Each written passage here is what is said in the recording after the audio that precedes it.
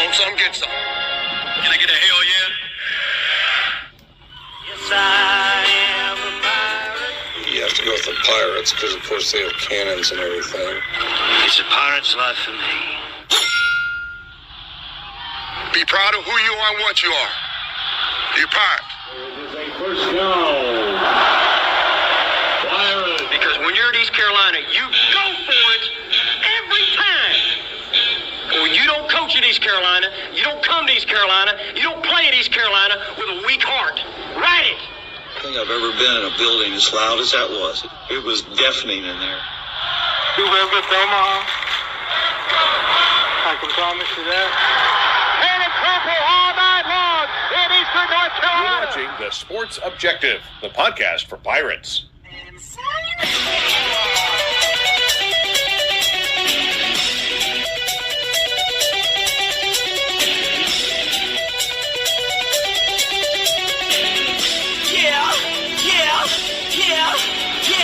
My heart is purple and gold. I'm a pirate down of my soul, and I don't back down, not at all. Find out when the cannons explode. All right, welcome in to TSO Sunday night as we have that midterm of the transfer portal. We'll be talking about that. Middle, we have one more week. This Friday is the end of the transfer portal. We'll be talking more about that, of the transfer portal window, if you will. But you can still come after the transfer portal. We'll be talking about that, right, Kyle Barber? Yeah. The transfer portal ends 16th. You have to declare for the portal by the 16th. But if you're not picked up during that time period, teams can still pick you up, at any point. But you have to declare by the 16th. I think that was kind of a forgotten point. It's something JR was trying to say the other day, and I think didn't have confidence in what he was saying, doubting himself, but that's what he was trying to say the other day. Kyle, you're 1,000% correct, and I just want to apologize up front if I did any injustice to Stephen Igo, who never gives out misinformation. He only gives out stuff that's 100% accurate. I may have misquoted him a little bit, but yeah, you're right about that, Kyle. Yeah, I clarified that today. I thought that was the case, and then I clarified it, and yeah, that is the case.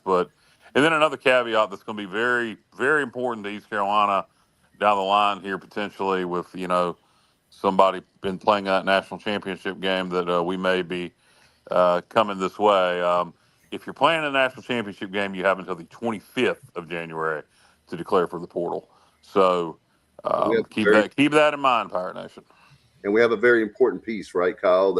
Yeah. I don't know how much we're supposed to talk about it or not. I know it's being talked about on message boards now, but okay. I don't want to say anything that. Yeah, let's just leave it.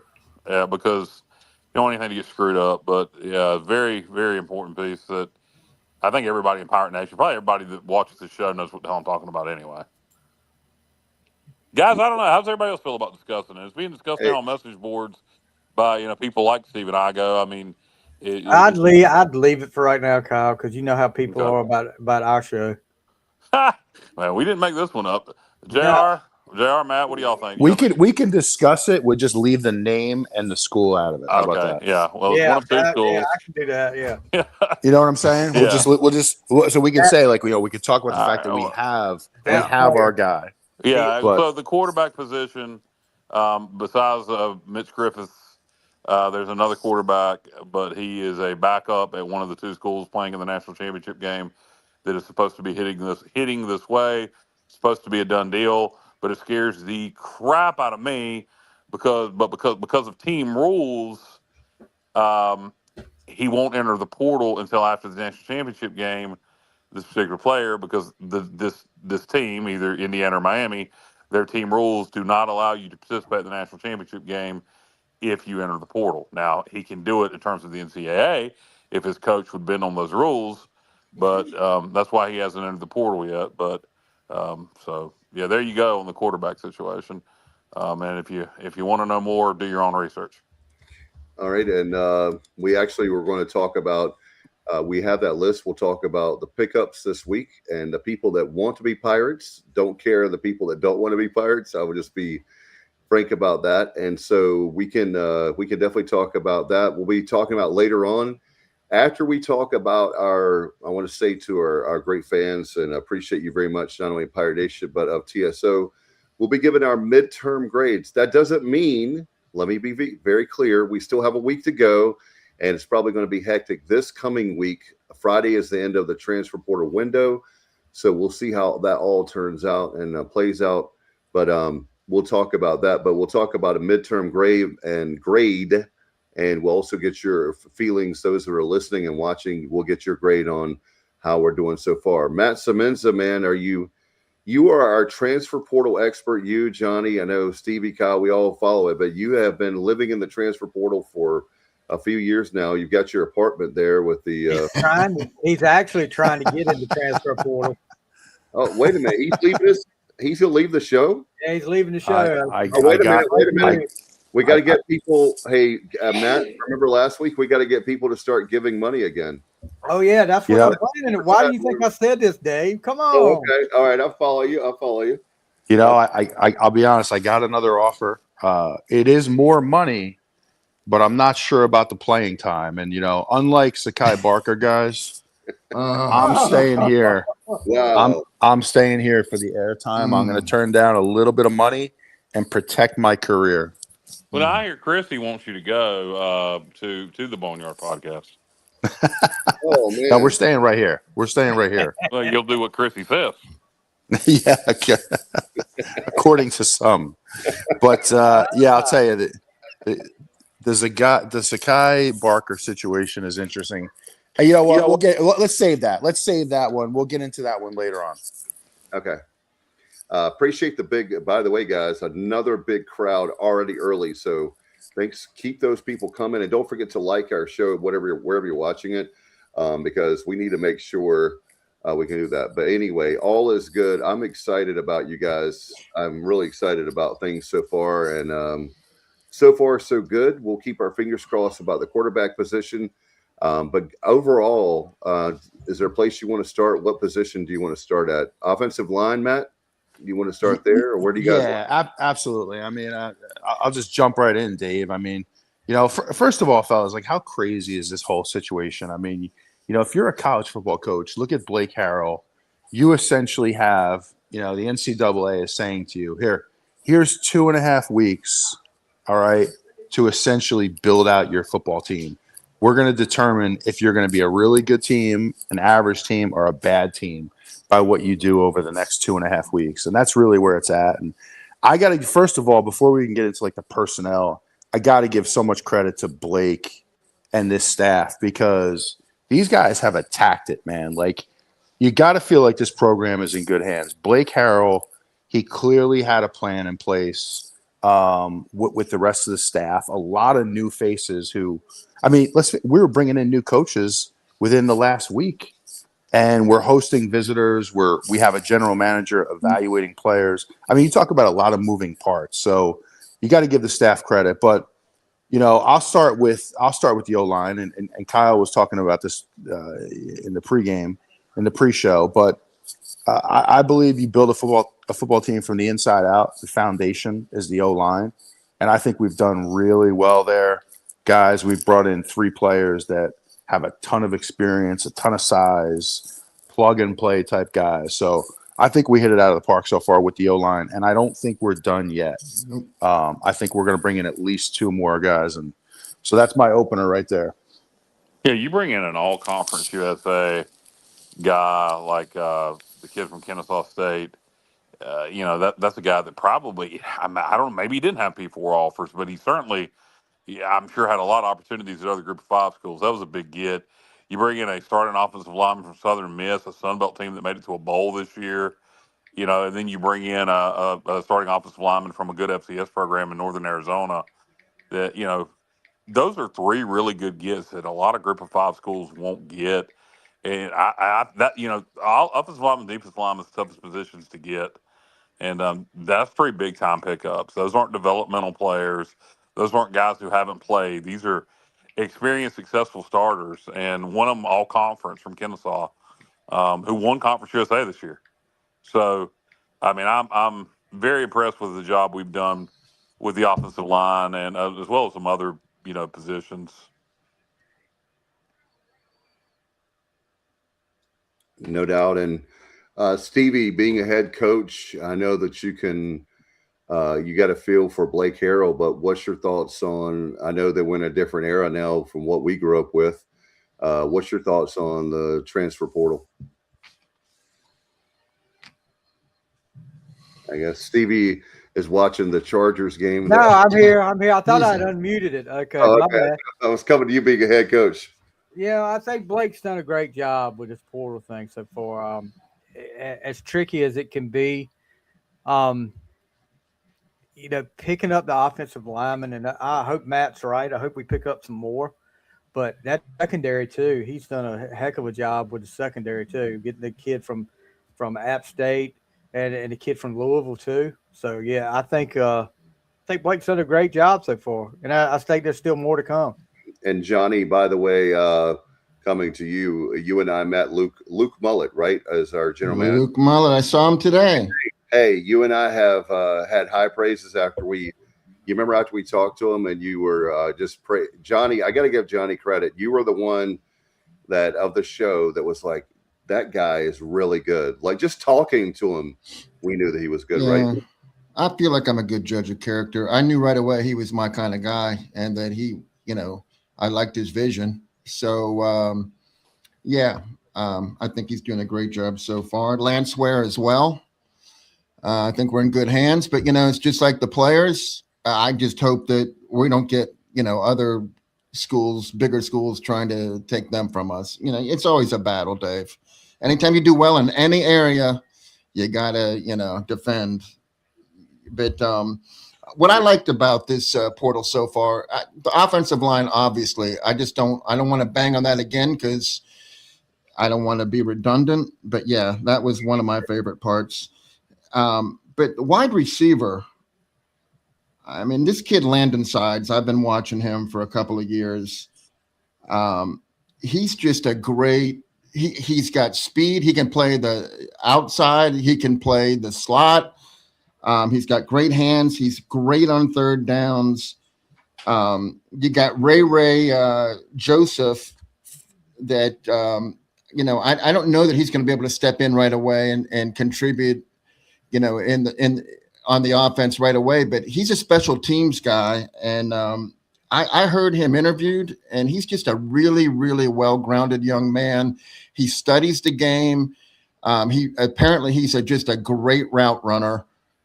He has the speed. So, we picked up a lot of speed in wide receiver. Just to give you an example, as far as like 100-meter times, Sides is running. Oh, man. Hold on a minute here. Okay, so Sides is running a 10.54 100-meter. Wow. That is ridiculous. Just to put that in perspective, Michael Allen, our running back that we got, he runs a 10.70, which is really, really, really good. But Peterson and Mosby, who we picked up on the defensive side out of the portal, they're both track guys, and their best times are 11.54. So Landon Sides is running a full second faster than them. I mean, that is blazing fast. So, I mean, it's going to be good to see, him stretch the field a little bit. And Petaway, people have written him off. I don't know if he'll be back. If he is, though, I don't know what happened to him last year, but he does have speed. Petaway's a burner, too. So, I know we didn't see that, but the two of them together and you put in some other pieces. I'm really happy with what we did at wide receiver. Yeah, you got the kid from Wake Forest that we signed today. He's a freak. He's a little bit of a freak. Several others. I think the starter from Furman. Jakeith Hamilton. Yes, I mean, he was their leading receiver, I believe. Yeah, and he didn't drop. According, the stats are hard to come by at that level, but apparently he never had a drop. He went to the same high school that Lance Ware coached at, so there's some familiarity there. Yeah, and Shelby High School, and the kid from that you were mentioning, Kyle, that we picked up from Wake Forest. I got to do a better job of organizing my notes. Anyhow, he is like a basketball dude, and they said that when it comes to contested balls, there's just no. He's really good at working back to the ball. He's really good at making contested catches, and he's really good at sideline catches. So, all those are great qualities to have. So between all of them together, I just feel like we have a really good incoming group. Yeah, and you mentioned Sides from North Texas and his speed. Another thing about him, he knows the offense. Obviously, been playing in North Texas. That's our OC. That's where he came from. So he'll be able to help teach this offense along with the coaches to these receivers, which I like that a lot too. Oh yeah, absolutely. Okay, what was that? Yeah, I think between him and Ashton Gray at running back, between the two of them, yeah, we'll have two coaches on the offense that have run the system. Yeah, absolutely. Just to go back for a second to the wide receivers, just to kind of touch on that, JR. I mean, I thought, to go back to your point, I thought Sides was kind of like one of the key pickups in this entire class, because you needed to bring in a guy from North Texas who knew the system, because what's going to happen, he's almost becomes like a coach on the field, especially in spring practice, where he's helping guys get lined up. He's helping guys with the routes. So that was a key signing. But, if you just look at like the core of our receivers we now have, you look at Brock Spalding, right? He can play inside and outside. He's going to be a big-time playmaker next year. You have I figure Sides, by my estimation, he's going to have anywhere from 30 to 50 receptions. You have the kid from, I believe it's Hamilton, from Furman, who, he's 6'2", so he brings size. Melvin, 6'4", from Wake Forest. Yeah. You still have Cloud and Lorick guys in the program. I'll tell you, the kid from Havelock, and I don't know if you mentioned him, JR. I got Johnny Williams. Yeah. Speed again. Yeah, speed.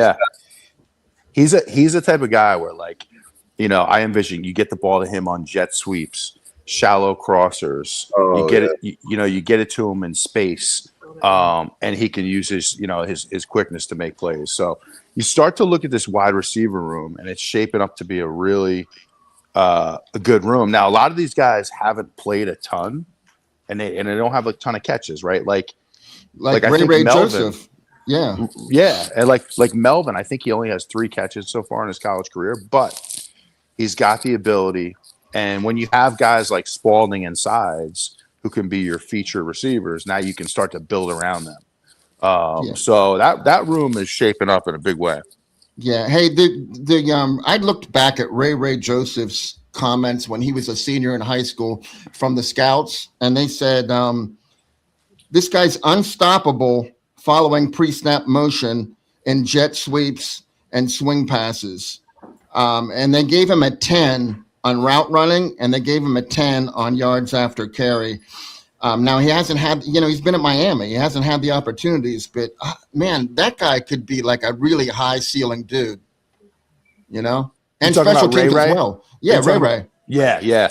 Hey, he's sturdy. When you look at him, he's a sturdy player. He's not thin like Petaway. Petaway's like a slight stature. I mean, this dude is pretty. He's pretty thick. So he's gonna be able to take a hit and make some plays. So yeah, I agree, man. That's a great pickup. Another guy. You talking about the wide receiver room? We're talking about the running back room. We're talking about knowing the system. With Sides, Gray comes in from North Texas also. Their number 2 running back had like 149 in the bowl game. Another guy that knows the system. He was ranked the 17th best running back in the portal. So that was a big time pickup. And another guy that knows the system. And Mitch Griffins, or however you say his last name. Griffiths. Comes over from Texas Tech, who runs a similar offense. And they feel like he has at least a grasp on the system already coming in. And, of course, we'll be bringing in another quarterback or two. That's coming. As we mentioned, with, a kid that's currently a backup on one of the 2 teams in the national championship game. But so you got him who Texas Tech, somewhat similar system, has some familiarity, lots of starts at Wake Forest. and then Gray, the running back from North Texas. So, this offense is going to have to be plug and play. You feel good about the moves we made on defense. What do you guys make of not taking really very much, if any, on the defensive line so far? Do you think that's just, again, because they have confidence in the guys they develop, and if you're not going to be able to go grab a big-time defensive line, that they just trust the guys they develop more? Yeah, I think so. I think they're, just like you said, Kyle, they're going to trust that, trust they can develop that line. I mean, you look what we did last year with that defense that nobody, including us, thought was going to be as strong as it was this year. And look what our coaching staff was able to do with that. So, yeah, I think that's the case right there. Yeah, and we did get Ryan Roseborough last year in the portal, and he should be a significant contributor, coming up. And Justin Benton would have been, well, maybe not even. He might not have been, but you know what? He decided to go to North Texas, so that's fine. Whatever. Pays, I don't know if I'd say that for sure. South Florida has done really, really well. Yeah, he said, looks like us and North Texas have. Well, yeah, it's us, North Texas, and South Florida as USF. How's Memphis doing? I mean, Memphis has got a lot of money. Yeah. Memphis has done well, Kyle. They had a slow start. They got off to a slow start, but they've done well. I think, if you want to go by 24/7 ratings, they're rated ahead of us. Okay. But South Florida is nationally, rated. Like they've had a really, really good class, but So what are the ratings right now in the American? I'm going to assume South Florida, Memphis, Tulane, us, North Texas. Well, I can give them to you if you give me a few minutes, because all right, I got to go into the other room. While you're efforting on that, JR, just to go back to the D-line really quick, I think, too, another reason why you haven't seen us grab anybody, I think some of that is dictated by the market and what we can afford. And I think now that you're starting to see sort of the I'll call it the big schools, the bigger schools with the resources gobble up, the top players out there. I think there's going to be really good opportunities for us to bring in one or two D linemen that can make a difference. I think those guys are going to be out there, and you're not going to have to pay a lot for them now. So I think it makes sense to be patient there. Other spots we had to go out and fill. We had to go out and get offensive linemen. Got to get a quarterback. You got to get a receiver. But I think the D line, we could be a little more patient there. And but I do expect. Look, I think you're going to see two more offensive linemen at least, maybe more. I think you're going to see at least two D linemen. It's going to keep going. I mean, we have spots available. Yeah. Two more quarterbacks. Yeah. Yep. And by the way, I'm not going to comment on too many guys that have left. And I don't really give a damn where they end up, but I do want to say that Cheston did a decision to me was just it's mind-boggling. I don't he to be sure he didn't think he should be guaranteed the starting spot. Now, should he have been guaranteed an opportunity that he was going to be, Griffin's, however you say the boy's last, Mitch. Nobody thinks he's just going to be handed the spot. It's not like we've signed, somebody coming in that, was a starter at the FBS level this past year. So I don't know. I don't know what Ditta's thinking is. I don't know if it's, hey, if I'm going to have to sit on the bench, I might as well go make some money at a P4 school if he can get picked up by. I don't think he will, though. No. He'll end up at another, he may end up at this North Texas stuff is starting to become incestuous. I mean, we've hired their OC and their wide receivers coach. They hired our running backs coach. We've had players leave here and go there. They've had players leave there and come here. And now Ditta's rumored to be going there. That's the what you're hearing most. He's a Texas kid. He's going to go there. I mean, then you got Sakiah Barker, who comes back and visits, and it looks like he's going to go to North Texas. I mean, it's getting weird with us in North Texas. Is that going to become a rivalry? Hopefully not. Hopefully we'll just put them in their place, and there won't be a rivalry. We'll just dominate them. But hey, Chaskin Ditta, I feel like part of his issue, I think he has some maturing to do. First of all, he's a young kid, Does but I anybody, feel JR, like I don't mean to cut you off. Do you have any idea why the hell he's nicknamed Gravedigger? nah, I don't. No, He, I heard Lost that. the truck.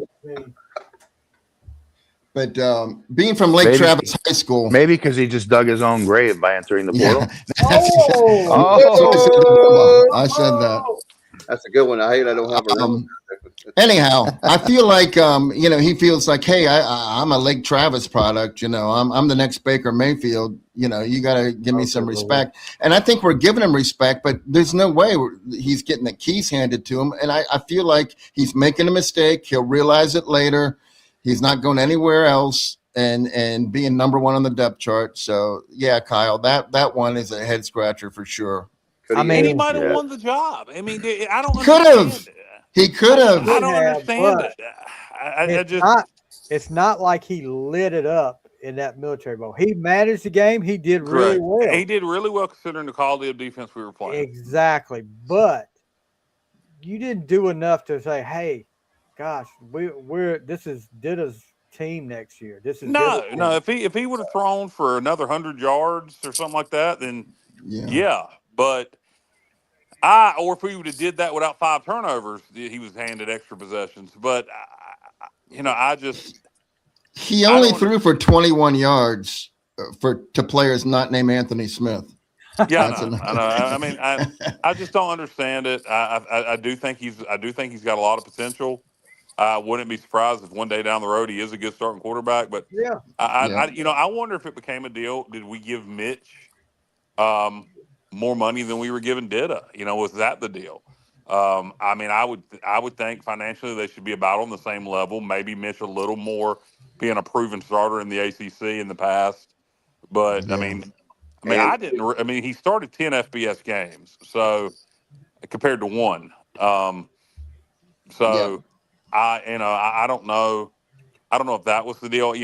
I do know that we thought that the kid that we're waiting on that's playing in the national championship game as a backup at quarterback, the hope was that they would lose Thursday and that he would make his decision formal.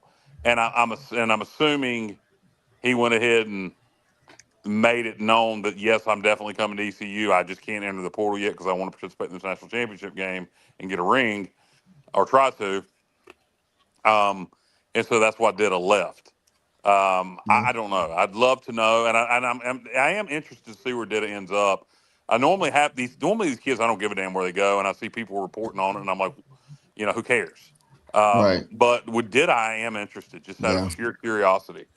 Yeah, I think a lot. I think you make good points, Kyle. I mean, a lot of these kids, they just, I don't think they understand the situation that when you play at this level of college football, that you're not going to go anywhere and just be gifted a starting job. It just doesn't work like that. There's too many great players out there. Everywhere you go, you're going to have to compete. And, I truly wonder if Ditta, maybe thinks that because we won. Now, look, we won the Military Bowl because of our defense and Anthony Smith. Ditta, yeah, he hit a few, he hit the deep ball to Smith, which was a little underthrown. He hit the deep in cut, which Smith then turned into about a 70-yard touchdown pass. He didn't wow me by any stretch. Now, for a freshman, he managed the game. He did well. But if in his mind he thinks we won that game because of what he did, he's delusional.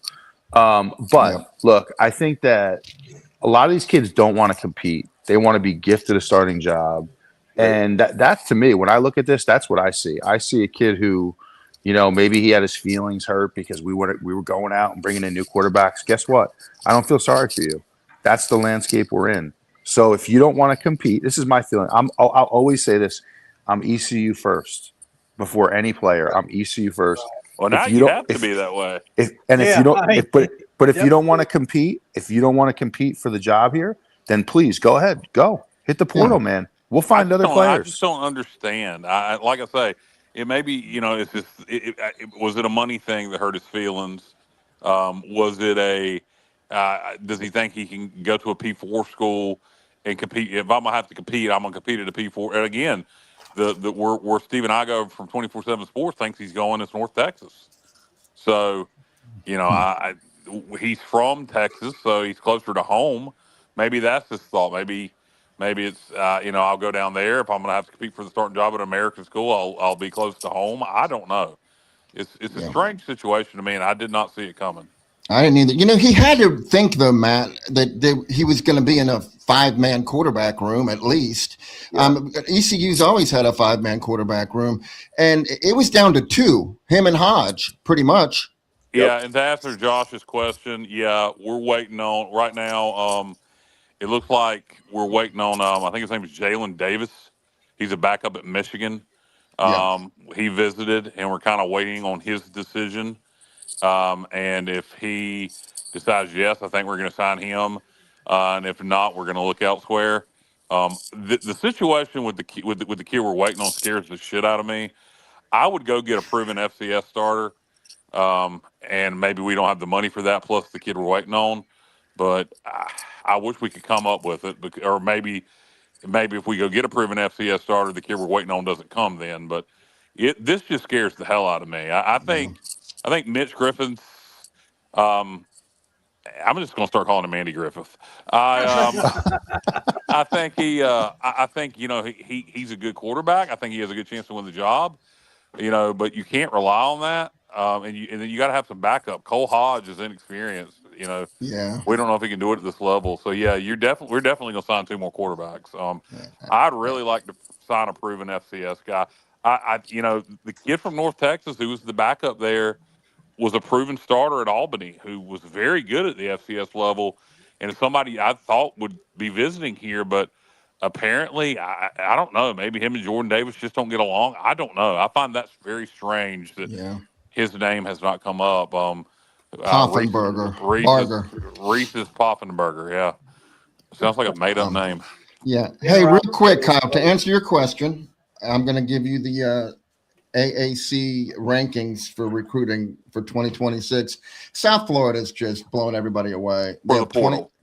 In the portal. Yeah, portal. 29 commits for South Florida. They have a ranking of 24.50, a score.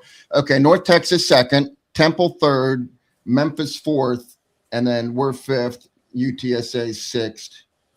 And, I'm going to call bullshit on that Temple third. Yeah, well, we have 17 commits. They have 18 commits, but their commits are rated higher than ours. They have 8 3-stars. We have 5 3-stars. So I don't know. You know what I do know? I was leading up to this. I don't care about rankings, portal rankings, because it seems like Blake does more with less. Like he doesn't care. Our ranking last year was 11th, and we turned out a pretty good class. And in 24, we turned out a pretty good class. What other people think somebody's worth and what our coaching staff feels like they can develop players into are 2 entirely different things. So I'm not stressed at all about the fact are these rankings when you say 3-star, 4-star, and that's where are they reevaluating these kids in the portal, or are these based off their high school rankings? Yeah, they are, and I'll tell you why. Because if you looked at like East Carolina, it says we have 5 3-star, but if you go to the 24/7 site, we have like 11 3-stars. So I guess they're reevaluated. They must be, because I don't know where they're coming up with the 5 number from. Yeah, so they have a 5th in the American. I'm going to call BS on that. I would say I do too. It's an imperfect system. I'm going to say we're top 3, and I'm going to say we're 3rd best in the American. And keep in mind that we have a week to go, guys. Yeah. Hey, Dave, before we get too far away from it, you mentioned, Luke Mullet and Lance Ware. And I'm just going to say, talking about Zakai Barker and talking about Chaston Ditta, this is a tough job for those guys, man. This is crazy. So I'm thankful that we have those 2 guys, and it's just not an easy job, man. It's to deal with stuff like that on top of everything else.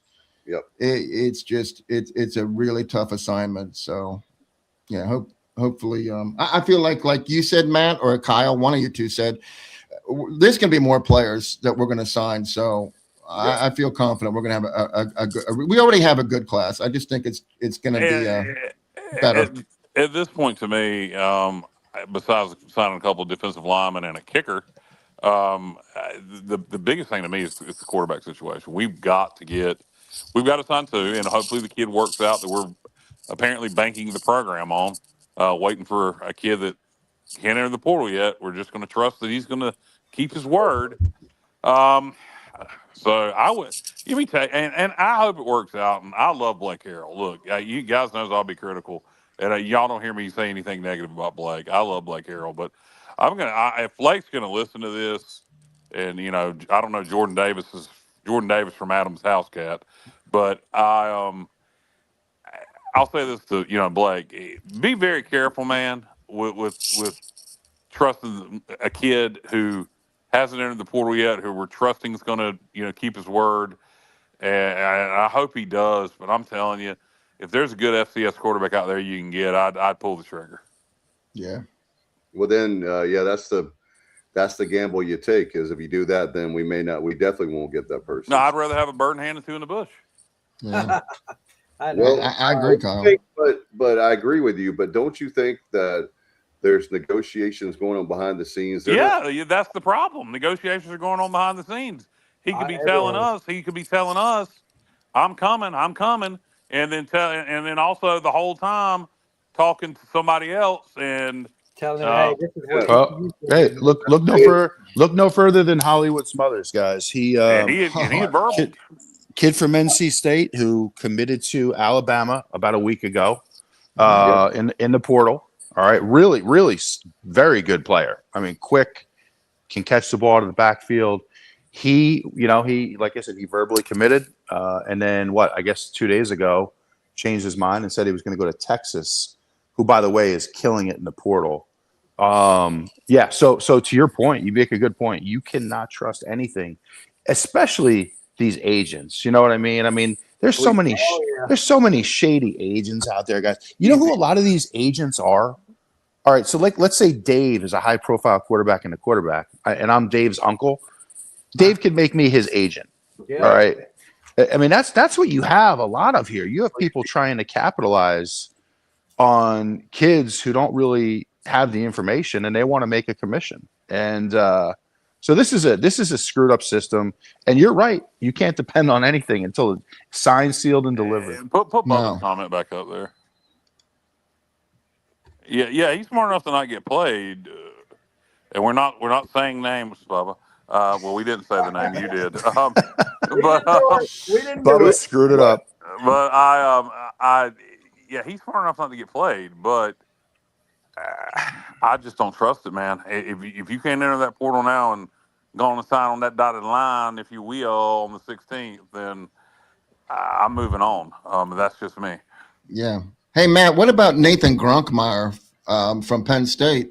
He committed to Virginia Tech. They announced it. They put out the announcement that they have their new quarterback.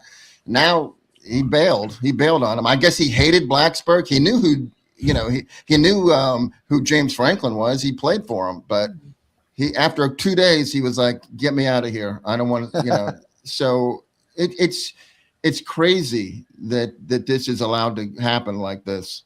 And that kid can play. I mean, I'll tell you what. I'm assuming we can't afford him, but we should absolutely be, or at least depending on what happens with him, because that kid can play. I mean, you look at some of his stats that he put up this year.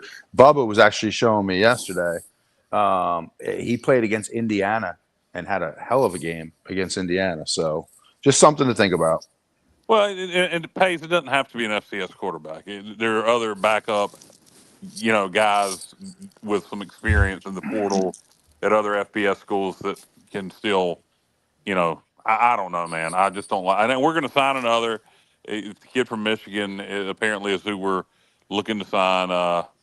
Davis, or what's his name again, guys? Jaden Davis. Jaden Davis. Yeah, so that'll be another one. But he's got a weird delivery. I don't well, know. You know what, Kyle? So did Phillip Rivers, and look how that turned out. Yeah, so did Holton Ahlers, for that matter. Yeah.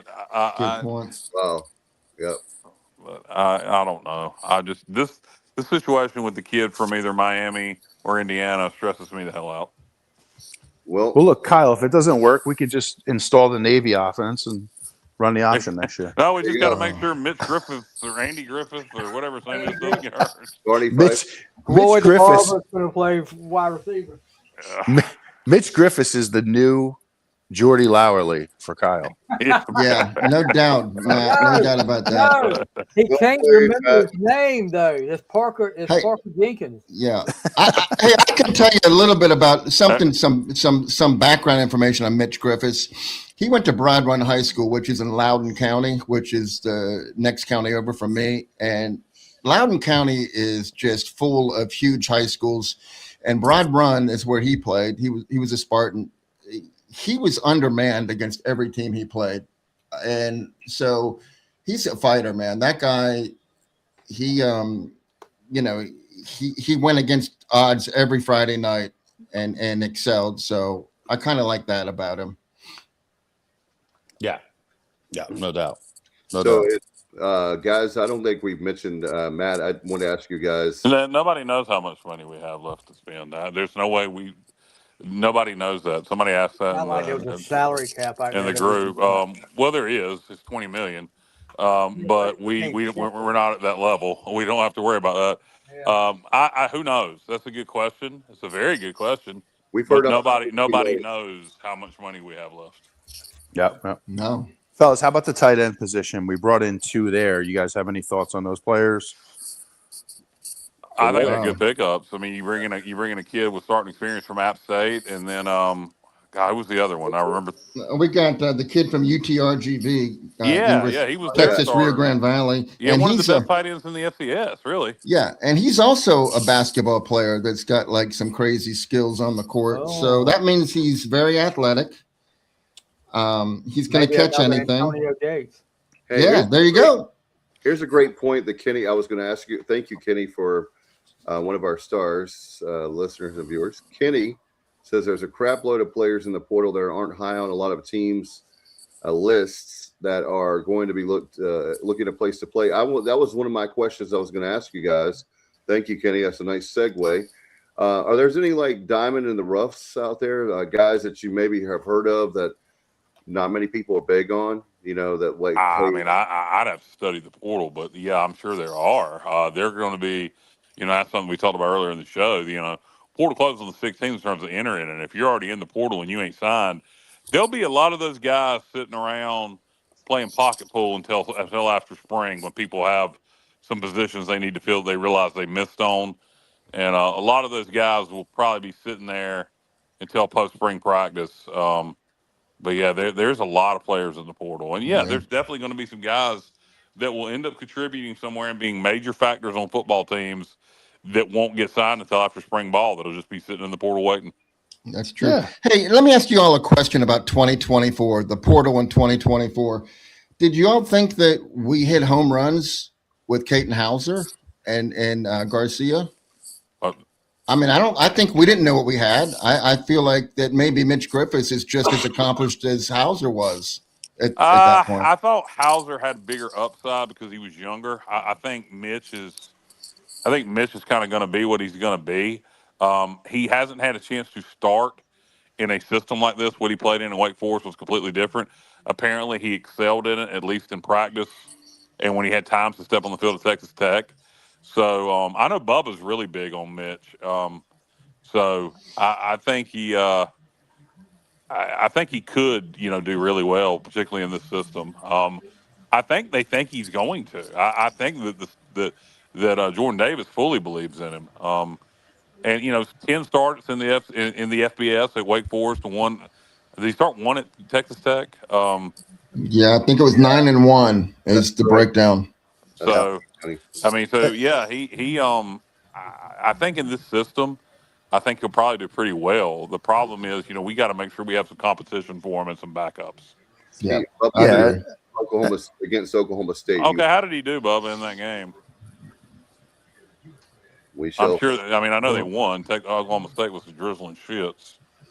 Well, while he's pulling that up, I would caution people too on, assigning too much criticism for what he did at Wake, and for a few reasons. Number one, it's a totally different system. All right, He was younger. Players mature. Players get better, especially at the quarterback position. Things slow down. And so much of this game is being in the right system that works for you as a quarterback. So I don't really put too much emphasis on like what he did or didn't do at Wake. You got to get people in, and you got to evaluate them, and you got to let them compete for the job, and that's pretty much how it goes. So I think it's a good signing. This is a quarterback-friendly system, to say the least. So let's see what he can do. Said, there you go, 9 of 13 for 172 and a TD. Yeah, they won 42-0. So there you go. I mean, he performed well in that game. So thanks for that info, Bubba. What were the numbers? 9 of 13. 9 of 13 for 172. All right, and a touchdown. Yeah, there you go.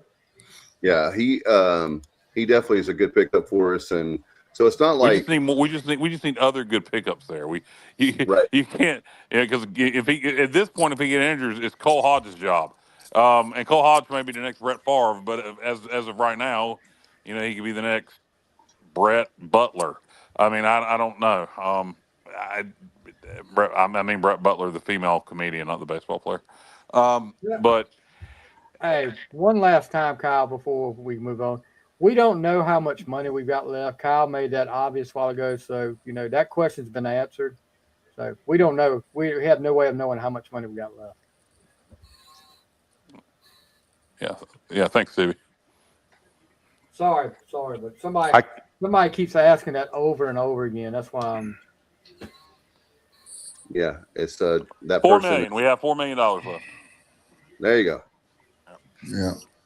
Something I do wonder about the money, fellas, is like, let's say we did have an opportunity to bring somebody in still, because there's going to be more movement in these next few days here. Would somebody be willing to step up? This is just a total hypothetical question, but I would love to know, roughly how much we're going to spend this year. Boy, I would think that well's going to run dry because if you would think if somebody was going to step up, they would have already stepped up at this point. If they're, let's say we didn't want to make a run at a specific quarterback that, to try to shore things up even more so than if, the things work out with the kid that is playing in the national championship game. You would think that money somebody would have already stepped up. So my answer to that, Matt, is probably not significantly. I could be wrong, but you would think all wells have been bled dry at this point. That the money that's there is there by and large, anyway. Yep, good point. Now, if Mr. Beast decides he wants to, help us try to win a national championship, then things could change. But it sure would have been nice if he'd have done that a week ago.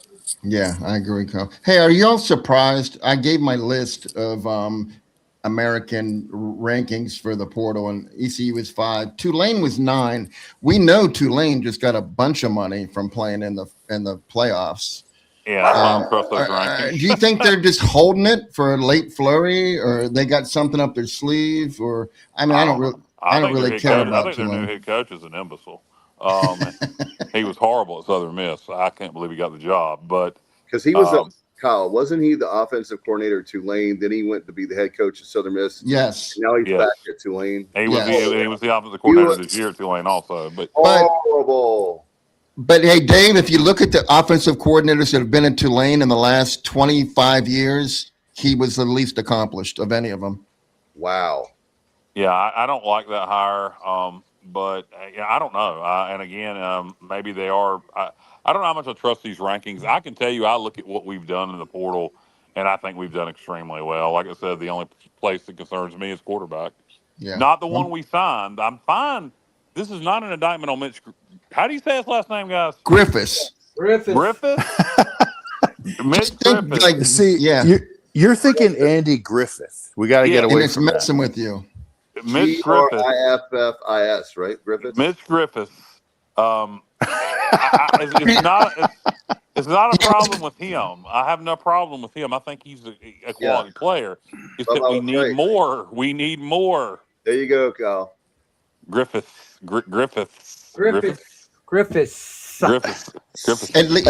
Kyle, at least you don't have to worry about Jordy Lowry anymore. Dude from McDonald's. The Grimace. Yeah, Grimace. Yeah. Fellas, really quick, and I know we're kind of jumping around here, but there's just a lot to talk about. Just wanted to go back, to the O-line for a second. We brought in 2 players in early December from the JUCO ranks. Christian Harris from Garden City. Listen to some of the sizes of these offensive line. 6'7", 305, all right? Woo. Bryson Esser, another one from Garden City, 6'8", 295, all right? Hayes Creel, Southern Miss offensive tackle, 6'7", 310. Let's see. Ethan Kramer, 6'4", 300, more of an interior guy. And I know I'm missing somebody here, but my point is this. We're bringing in some monster offensive linemen. I mean, I hope that you guys about that. I hope that a lot of these guys develop and pan out, but size is not going to be an issue on the O-line. No. That's one of the things, Matt, how many times as a former player have we talked about the very fact of that very thing of you look at the offensive line of, say, whatever school, right, and we line up against them, and they're like, wow, those, defensive linemen against our offensive linemen, it's just not even fair, because they're not the size.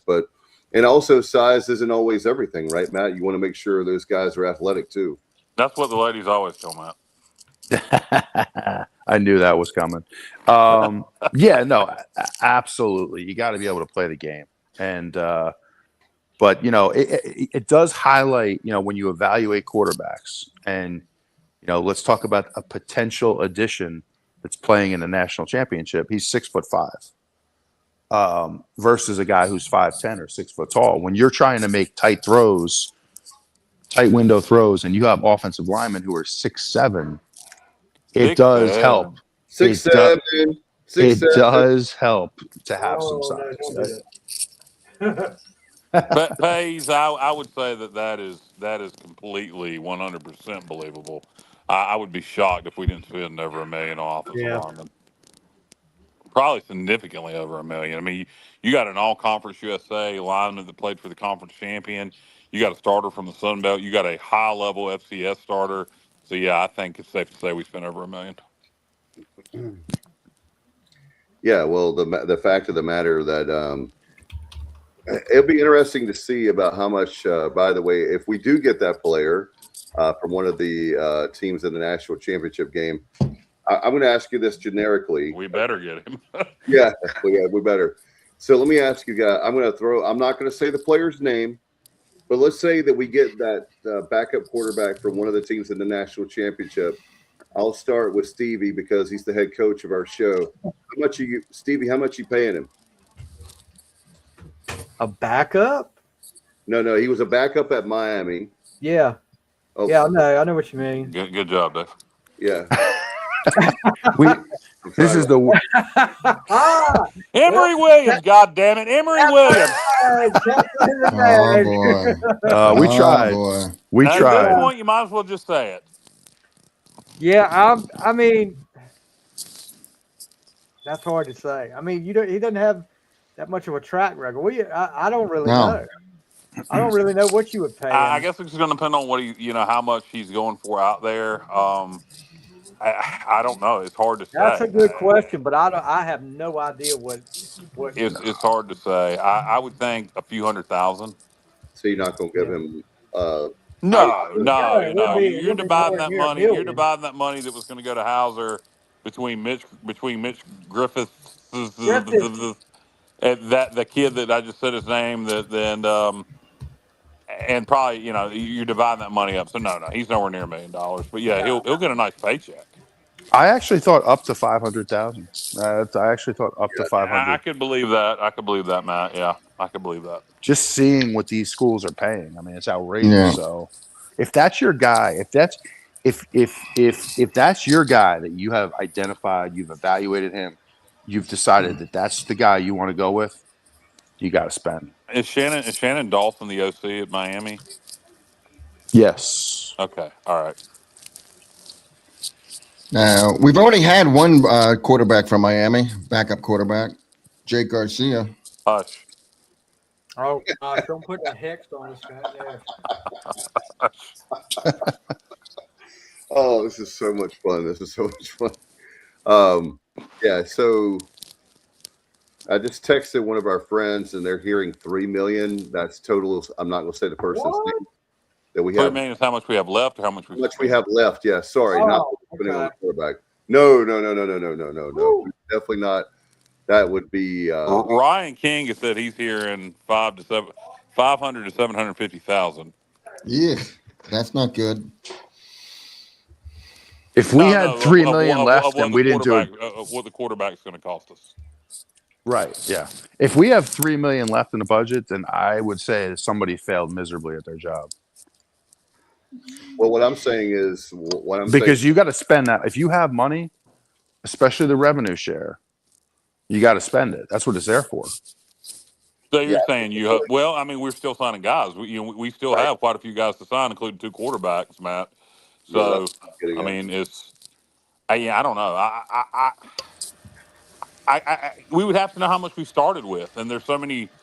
Was it 8 million? Was it 5 million? Was it 6 million? 13 million. It was the highest that I heard. Yeah, no, I think that's for all of athletics. So I don't know. I doubt we have 3 million left. But if we'll see. We'll be well. If we do have 3 million, that means we're going to have a very good week, right, Matt? Do you think that they're? What I'm thinking is with you would think.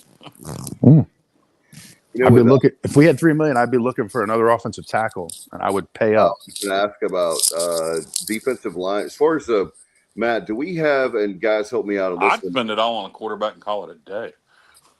I was going to ask about as far as pass rushers. Do we have any pass rushers that were coming in? No, I mean we have a freshman. Yeah, I meant from what you guys know about the portal, that was one position we do not concerned about. No, edge rushers are like top priority in the portal. I'll tell you that, and we didn't get any of them yet.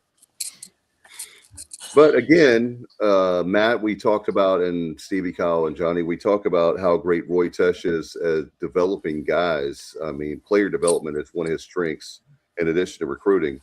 So even if, let's say it's a 2-star guy that we get, he could make them go a lot higher as far as their development by the time they leave here. 100%. I would trust Roy Tesh's evaluation of defensive line talent along with Blake Harrell. We didn't sign any last year because he trusted the guys he developed, and I think they still trust the guys they're developing. But any defensive lineman they sign, I would expect to contribute. And remember this, guys. Last year in our high school recruiting class, we brought in a bunch of guys. We call them D-line, but like we brought in, I call them tweener guys, like guys who are 6'3", 245 pounds, right? They could go either way. They could wind up being edge. They could gain 30 pounds, 40 pounds, and wind up being on the interior.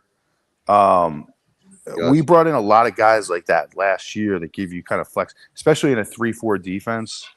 Mm-hmm. They give you flexibility where you can kind of move them around. So I do think they're feeling pretty good about what we have in the front seven. And Johnny, by the way, this year you brought up the point, so I want to give you credit. We signed a whole bunch of linebackers, right, for this year. Yeah, absolutely. The best. Well, other than the Matt, what year were you a senior in high school? Other than that year. This is the second best linebacker recruiting class ever, apparently. By the way, thank you, JR. Thank you. Pace says we still have about 7 commits left to announce. I believe we are trying to get around 23. Cliff Godwin. Yeah, that makes sense. That makes sense. Hey, we did get an edge rusher out of the portal on 24, but I feel like he underperformed. Raheem Craig, what do you think about that, man? Yeah, I thought he was a little inconsistent. I mean, he had some moments, but never really. He didn't get a ton of pressure or sacks. Most of our sacks came from the interior. He had a great bowl game. He saved it all for the last game of his career. Dujour. Are you thinking of Dujour? No, both of them. They both had great games. Yeah, Dujour had a hell of a bowl game. What about special teams, guys? We were talking about. There was a punter that's visiting. I've heard. Haven't heard anything about a kicker. Obviously, we're going to sign one or two. I don't know if those guys we're going to get just later. I don't know how many kickers are in the portal. We did a hell of a job signing the kicker this year. So and that's something that I would, again, Logan used to always, he got to a point where he kept a kicker on scholarship. I think this year our kicker, he was a weapon for us at times. So that is something you're going to see us take a kicker out of the portal. There's no doubt about it.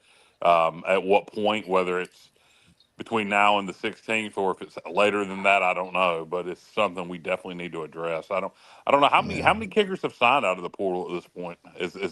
Have you guys noticed? I don't know how much anybody's following other schools. I don't care about kickers, Kyle. So I'm not paying attention to that. I don't worry about them. You're gonna care about them when that last.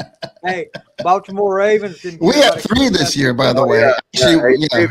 But Maisie was the guy that we signed from New Hampshire or Vermont or Rhode Island, wherever it was, and he did a hell of a job. One of those damn New England states. Yeah. Stevie, you make a great point. I was thinking about your brother last.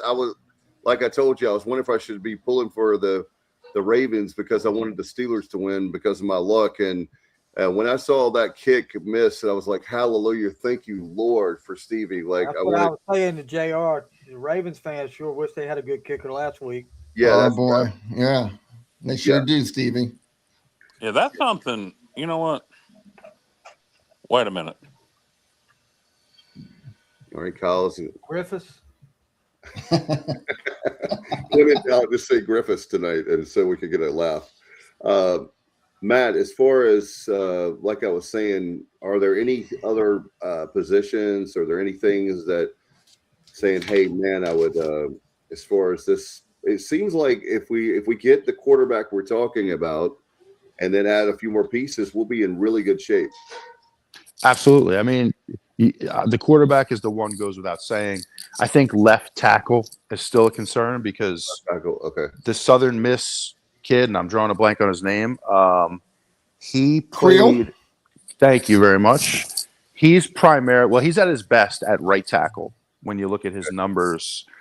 Now, you have options. You have Neoli. I hope I'm saying it, Neolion. Who is already on our roster. He's a candidate for left tackle. Or you could take, why am I drawing a name on his?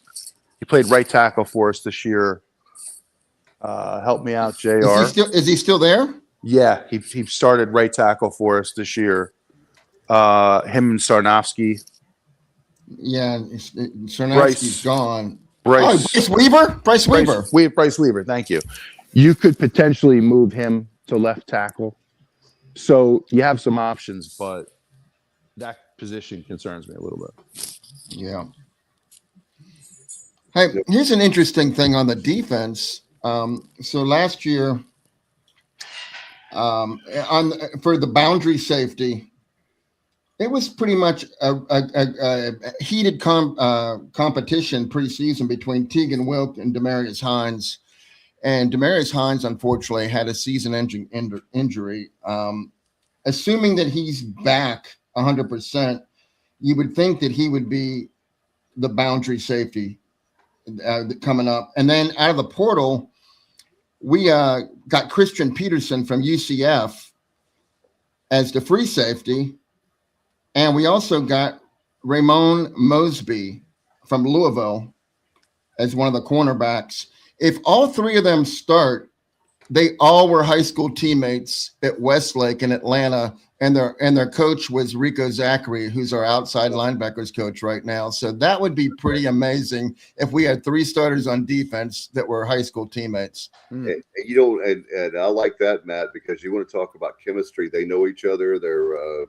And Matt, you made a point. I think it was last week or the last couple weeks ago, about how much fun you were talking to your fellow guys like Mark Lemiano, different ones. How much of a compliment is that for former players to say how much fun it is to play in Blake Harrell's defense? It's still Blake Carroll's defense. I don't care what anybody says.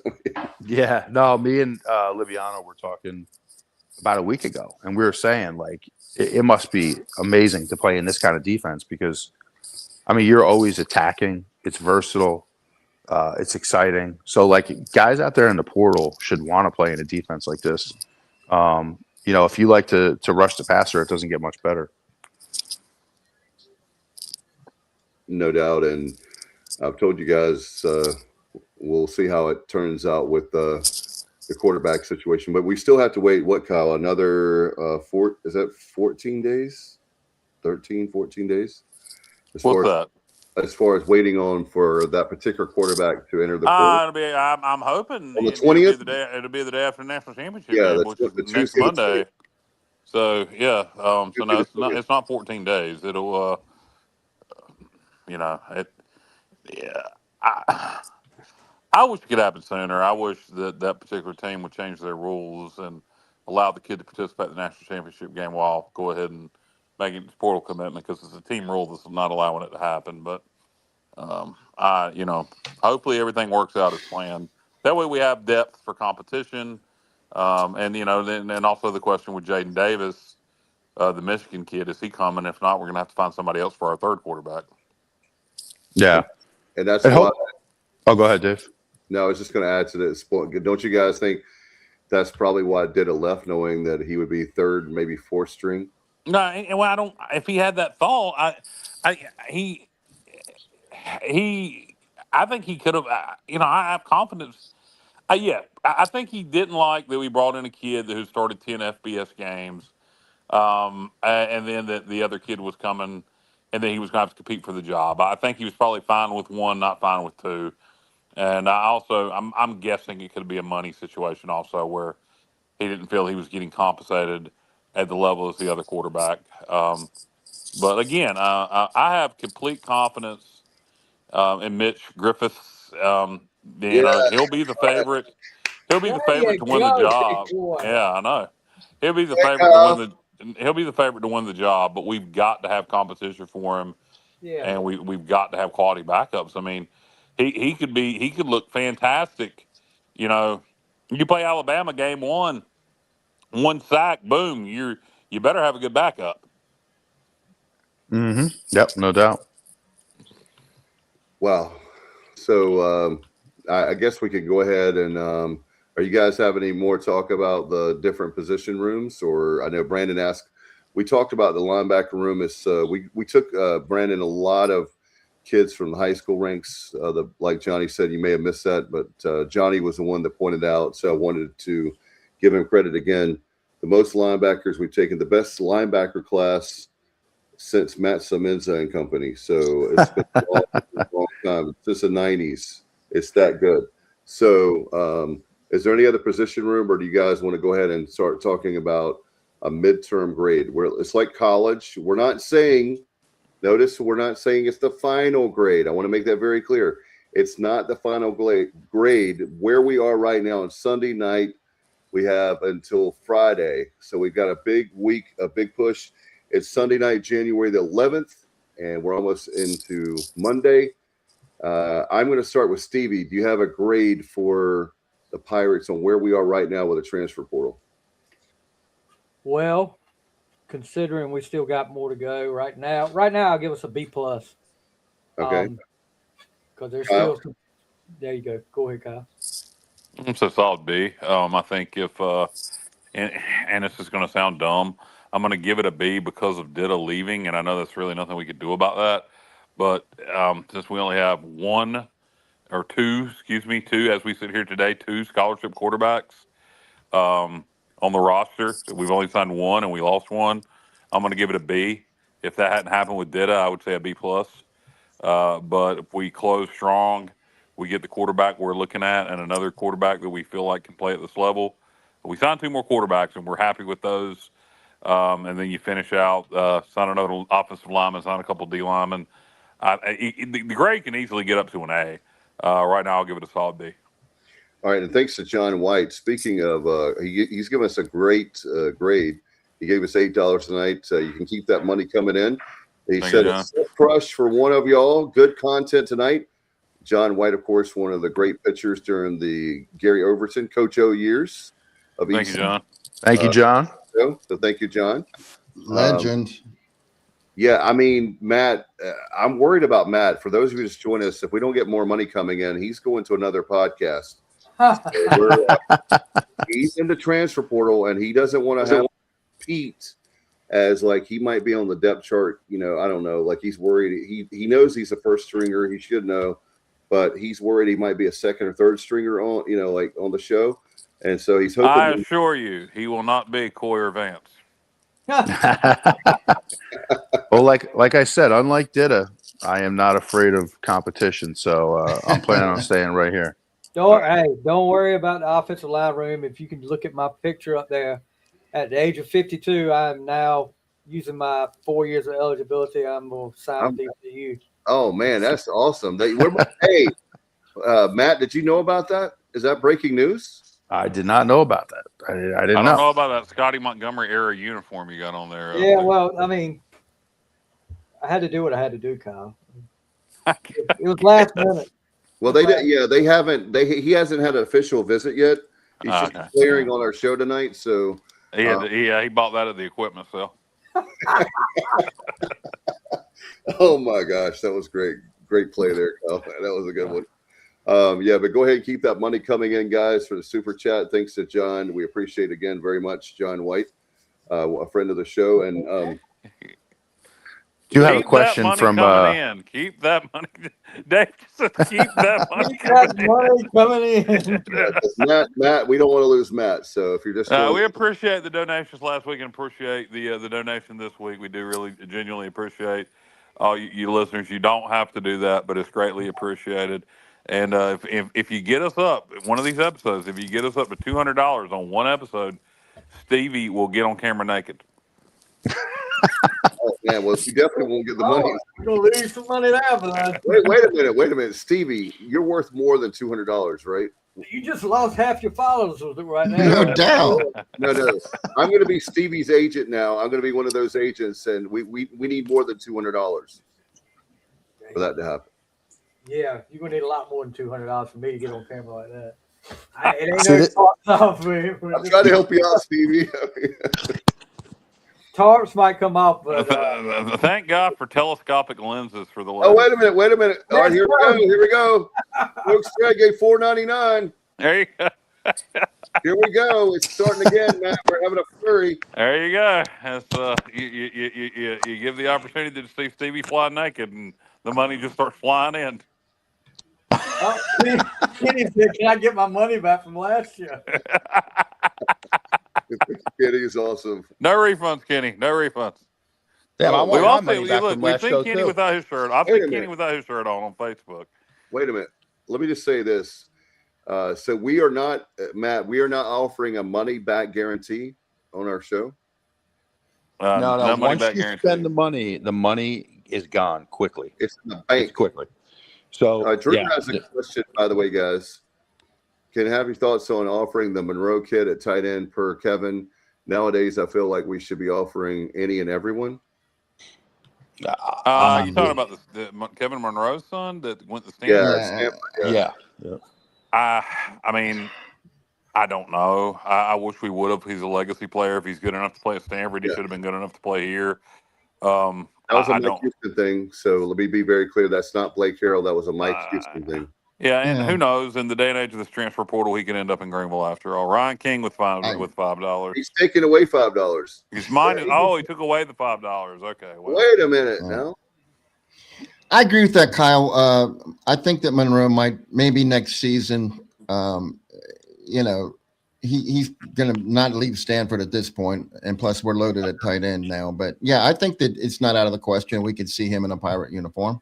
Yeah, what I was told the distinction to make, Matt, is that basically what had happened is that if it were Blake Harrell there, he would have got offered. But I'm not trying to make it Mike Houston versus Blake Harrell, but that's my understanding. So there is the point being made. There is a hope to have Monroe come back. Yeah, I would love to see it. I mean, I would love to see us take care of a legacy recruit who can obviously play. So, yeah, hopefully it does work out. Hey, to make y'all feel better, there's a multitude of kickers available in the portal.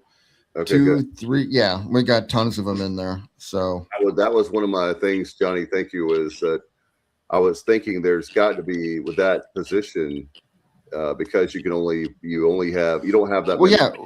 yeah, I'll just tell you real quick. These are all 3-star kickers that weren't the starters, but elected to get out. Florida State, Arkansas, California, LSU, Florida, Nebraska, and Auburn. They're all leaving to try to find a starting spot. And more clarity on that. Also, as you say that, I just got a text message. We are looking at kickers. We are definitely going to sign potentially multiple kickers, but we just have not made a decision on a kicker yet. Very good. Kenny was asking about punters. I saw something on Hoist of Colors about a punter that we were looking at. Did any of you guys see that? I know I read something about it. Is he from New Zealand or Australia or? I don't know. Yeah, David excited here on the kickers out there need one soon. I think absolutely because Matt, you know what's crazy is you see these NFL kickers are kicking 50 and 60 yarders like they're 67-yarder the other day, Dave. Yeah, what's going on with that? Is there, maybe y'all? I've just noticed that robot legs. Yeah, it's amazing. Training. It's training and technique. It's just getting more advanced like everything. But I've also heard they're allowed to use their own balls and choose their own balls that they can kick with. I don't know if that's accurate or not, but I don't know. Maybe there's something to it. With Tom Brady, would that be like the PSI? I never heard that. It's something like that, and that's what's kind of odd about it. So I don't know if that's true or not, but it is true, Matt. There's definitely kicking balls where you can the pressure doesn't have to be the same as a regulation game ball, and it can be a different brand. It can be. Yeah. Well, I'll tell you what. The Ole Miss kicker the other night hit I think it was a 58-yarder, but that thing would have been good from 70. Yeah. Yeah, that and was. Then he hit two. I think he had a 52-yard attempt. Well, there were two of them. He doinked them off the left upright. One bounced out, one ricocheted in. And that kid is a weapon. Yeah. So, I mean, look, we saw. Kevin said roids. It's steroids. Into the foot, directly into the foot. But no, I mean, Nick Mazie was an absolute weapon for us this past season. You know, what a pickup he was out of New Hampshire. So, yeah, we have got to identify a good kicker. Yeah, because when we think about this, I know Logan talked in your era, Matt, about, and he talked about on Logan's Zone a few weeks ago about obviously that a field goal is -4 because you should get 7 points. Instead, you're getting 3. However, at the day and age we live in now, every point that you get is necessary. So that the fact that these guys can kick from 50 yards, a 50-yarder now is not a big deal like it used to be when we were growing up. Well, look no further than the bowl game. That last kick to put us up by 9 was a chip shot, but there's been plenty of times where we've missed chip shots or had absolutely no faith in making that chip shot. When we got that turnover, ran it all the way back down into the red zone, you knew then, hey, keep it conservative because 9 puts us up by 2 scores here, and you felt almost like, we were automatic. And, I'd like to keep that feeling. So, we need to sign a good kicker out the portal. We need to make it a priority this week.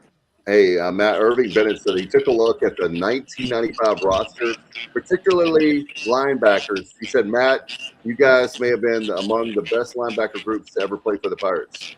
Amen. Well, thank you, Irving. I mean, certainly not going to take that praise for myself, but I will say for the other guys, we had some really good ones.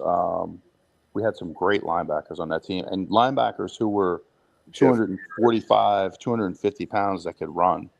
So some thumpers and some great athletes. So, yeah, thank you. Morris Foreman, you, Jeff Carr, Mark Loviano, later on with Pernell Griffin from my hometown of Williamston. I mean, there was a whole bunch. Marvin Burke, Carlos Brown. Yeah. I mean, there were that was a deep linebacker room. Yep. Well, let's see. There is Alan Vick said there's a young man coming out of Conley named Preston Harden. He punts and kicks. ECU needs to take a look at this kid. He punts and kicks. So Preston Harden, I guess is his name. Yeah. Not James Harden, but Preston Harden. That would be a good use of roster space if we could punt and kick. Yeah. Absolutely. And man, maybe we can get maybe we can have a special consultant, get Andrew Bays to your teammate and buddy Semenza. You want to know how much I disagree with JR on the kicker thing? I would spend $100,000 on a kicker. I would spend $200. I would go get the best effing kicker. You're right about that, Kyle. You know, and Kyle, you make a good point because you look at looking at the NFL, the Jaguars kicker today. They got the midfield. They would start talking about with his leg. That's my point. Yeah, I mean, they would start talking about you're in field goal range. He and granted it was in Denver, but in warm-ups in Denver a couple weeks ago, he kicked a 74-yard field goal. Good God. Wow. I mean, you got a guy that can hit consistently in college between 50 and 58. I mean, you just – unless your offense is just horrible, you've pretty much got yourself in scoring position every time, every drive almost in college with the way these offenses are. So, I mean, I would spend a lot of money on a kicker. I swear I would. I agree with you. And Matt, what about you with not only the kicker but the punter? Right? I mean, you look at a kid. Speaking of a friend of ours and a friend of the show with and your teammate Andrew Bays. That's why he was a Hall of Famer. But we've had a lot of great punters over the years, and that can really change. It changes the field and everything.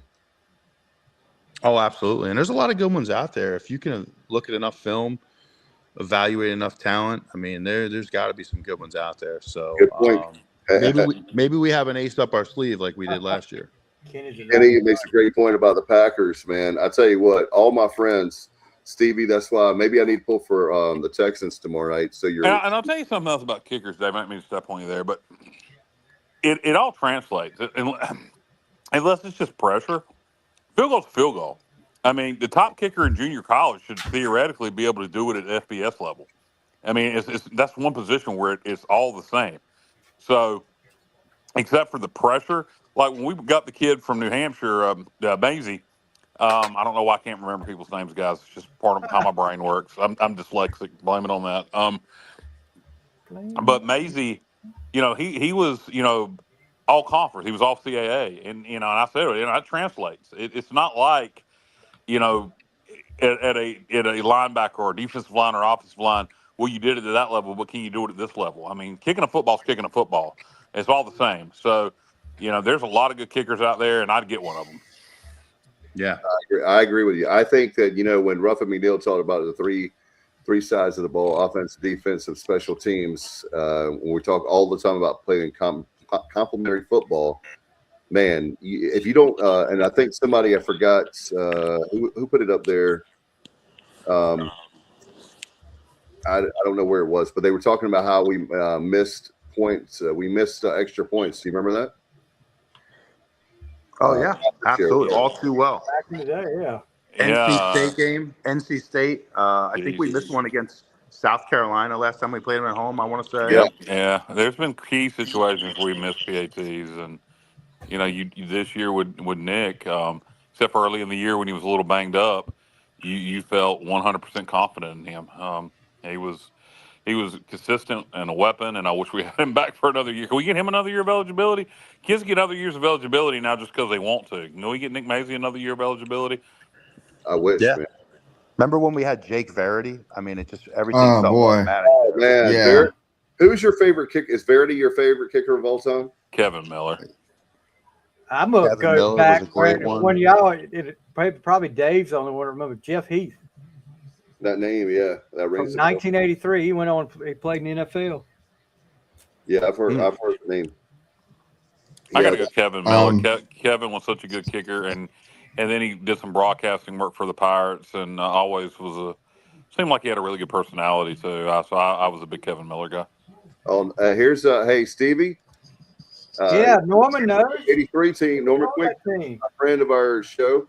Norman's been on our show a few times. Thank you, Norman, for coming on. Speaking of one of the greats, Norman Quick from the '83 team. That man, they had an 8-3 team.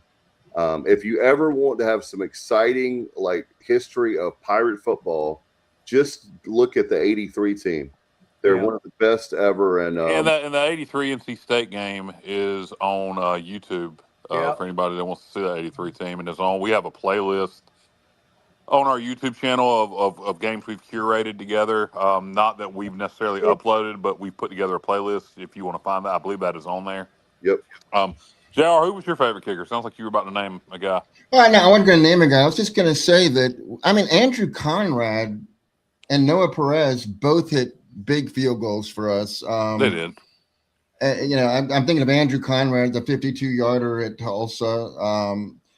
The field goal at Navy. What's that kid's name? Come on, he's a legend from now till eternity. To win that game in Annapolis. He actually lost the confidence. He did. That's what sucked because he was a great kid. State game. Yeah, he looked like a kid. I can't think of his name right now either. Yeah, he had the curly hair. Was it Noah Perez? No. There it is. Owen Daffer. Thank you, Bob. Thank you, Owen Daffer. Yep. So we've had some great kickers. So I don't know that Maisie was that much better than any of the other ones, but he no argument consistent. with his consistency this year after the first couple of games was a luxury.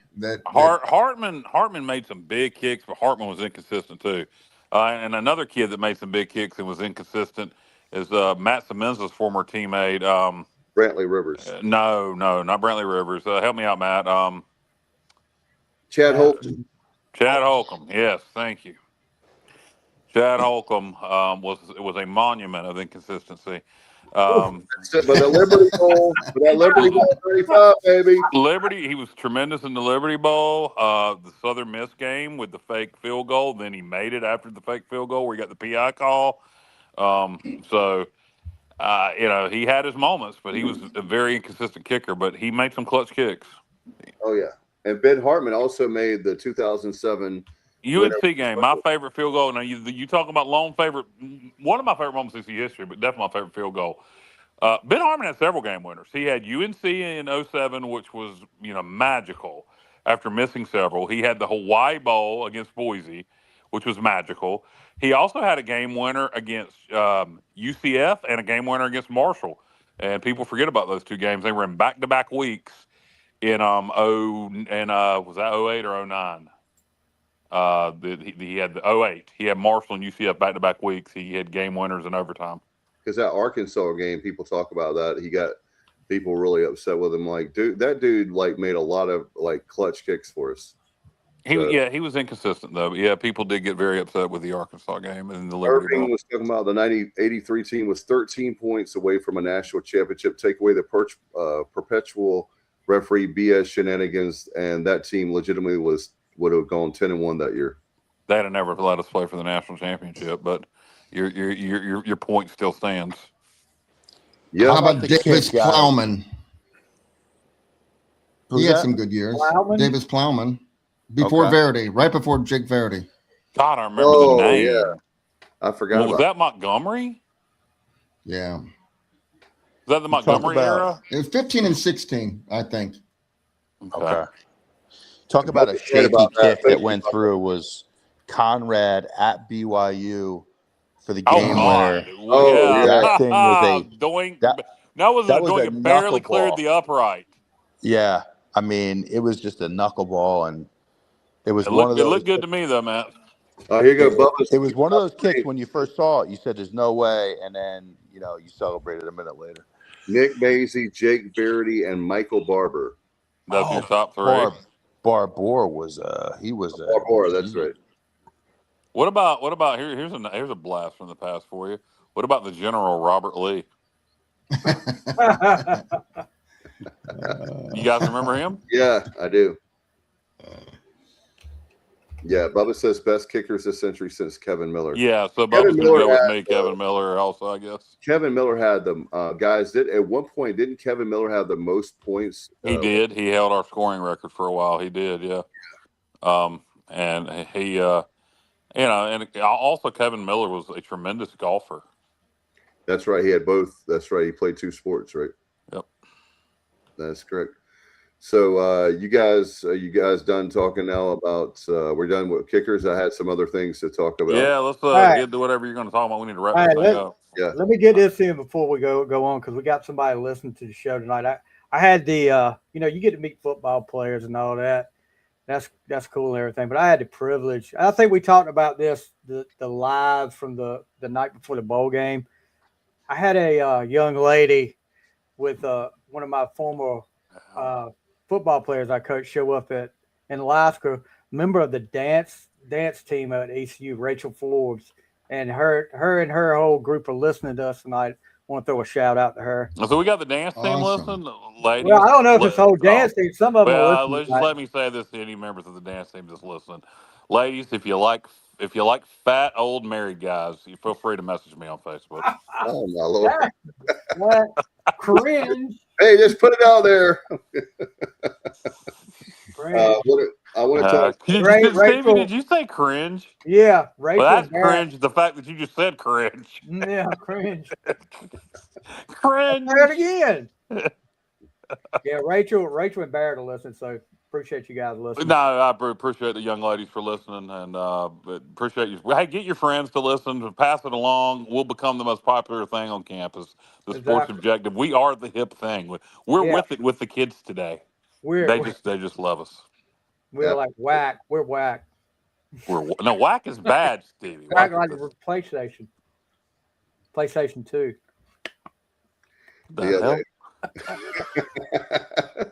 All right, let's move on to our roundtable. We're going to talk about for Stevie for just a little bit, because you can get this coverage anywhere. Where the NFL wild card round. Unfortunately, the Panthers lost 34-31 to the Rams yesterday. And I guess you're a Rams fan. You love that, but for Panthers fans. Kenny Carlin says 6'7". 6'7". 6'7". Yeah. So, your thoughts, guys, on a really good game so far in the wild card round, as Stevie talked about. Stevie, do you want to talk about it? You and I, and I don't know if Kyle don't mind us talking about the other football. No, I'll allow it this time. You've got 60 seconds starting now. Go ahead. Okay. It's the best weekend of NFL football, the wild card weekend, and every game so far has been close.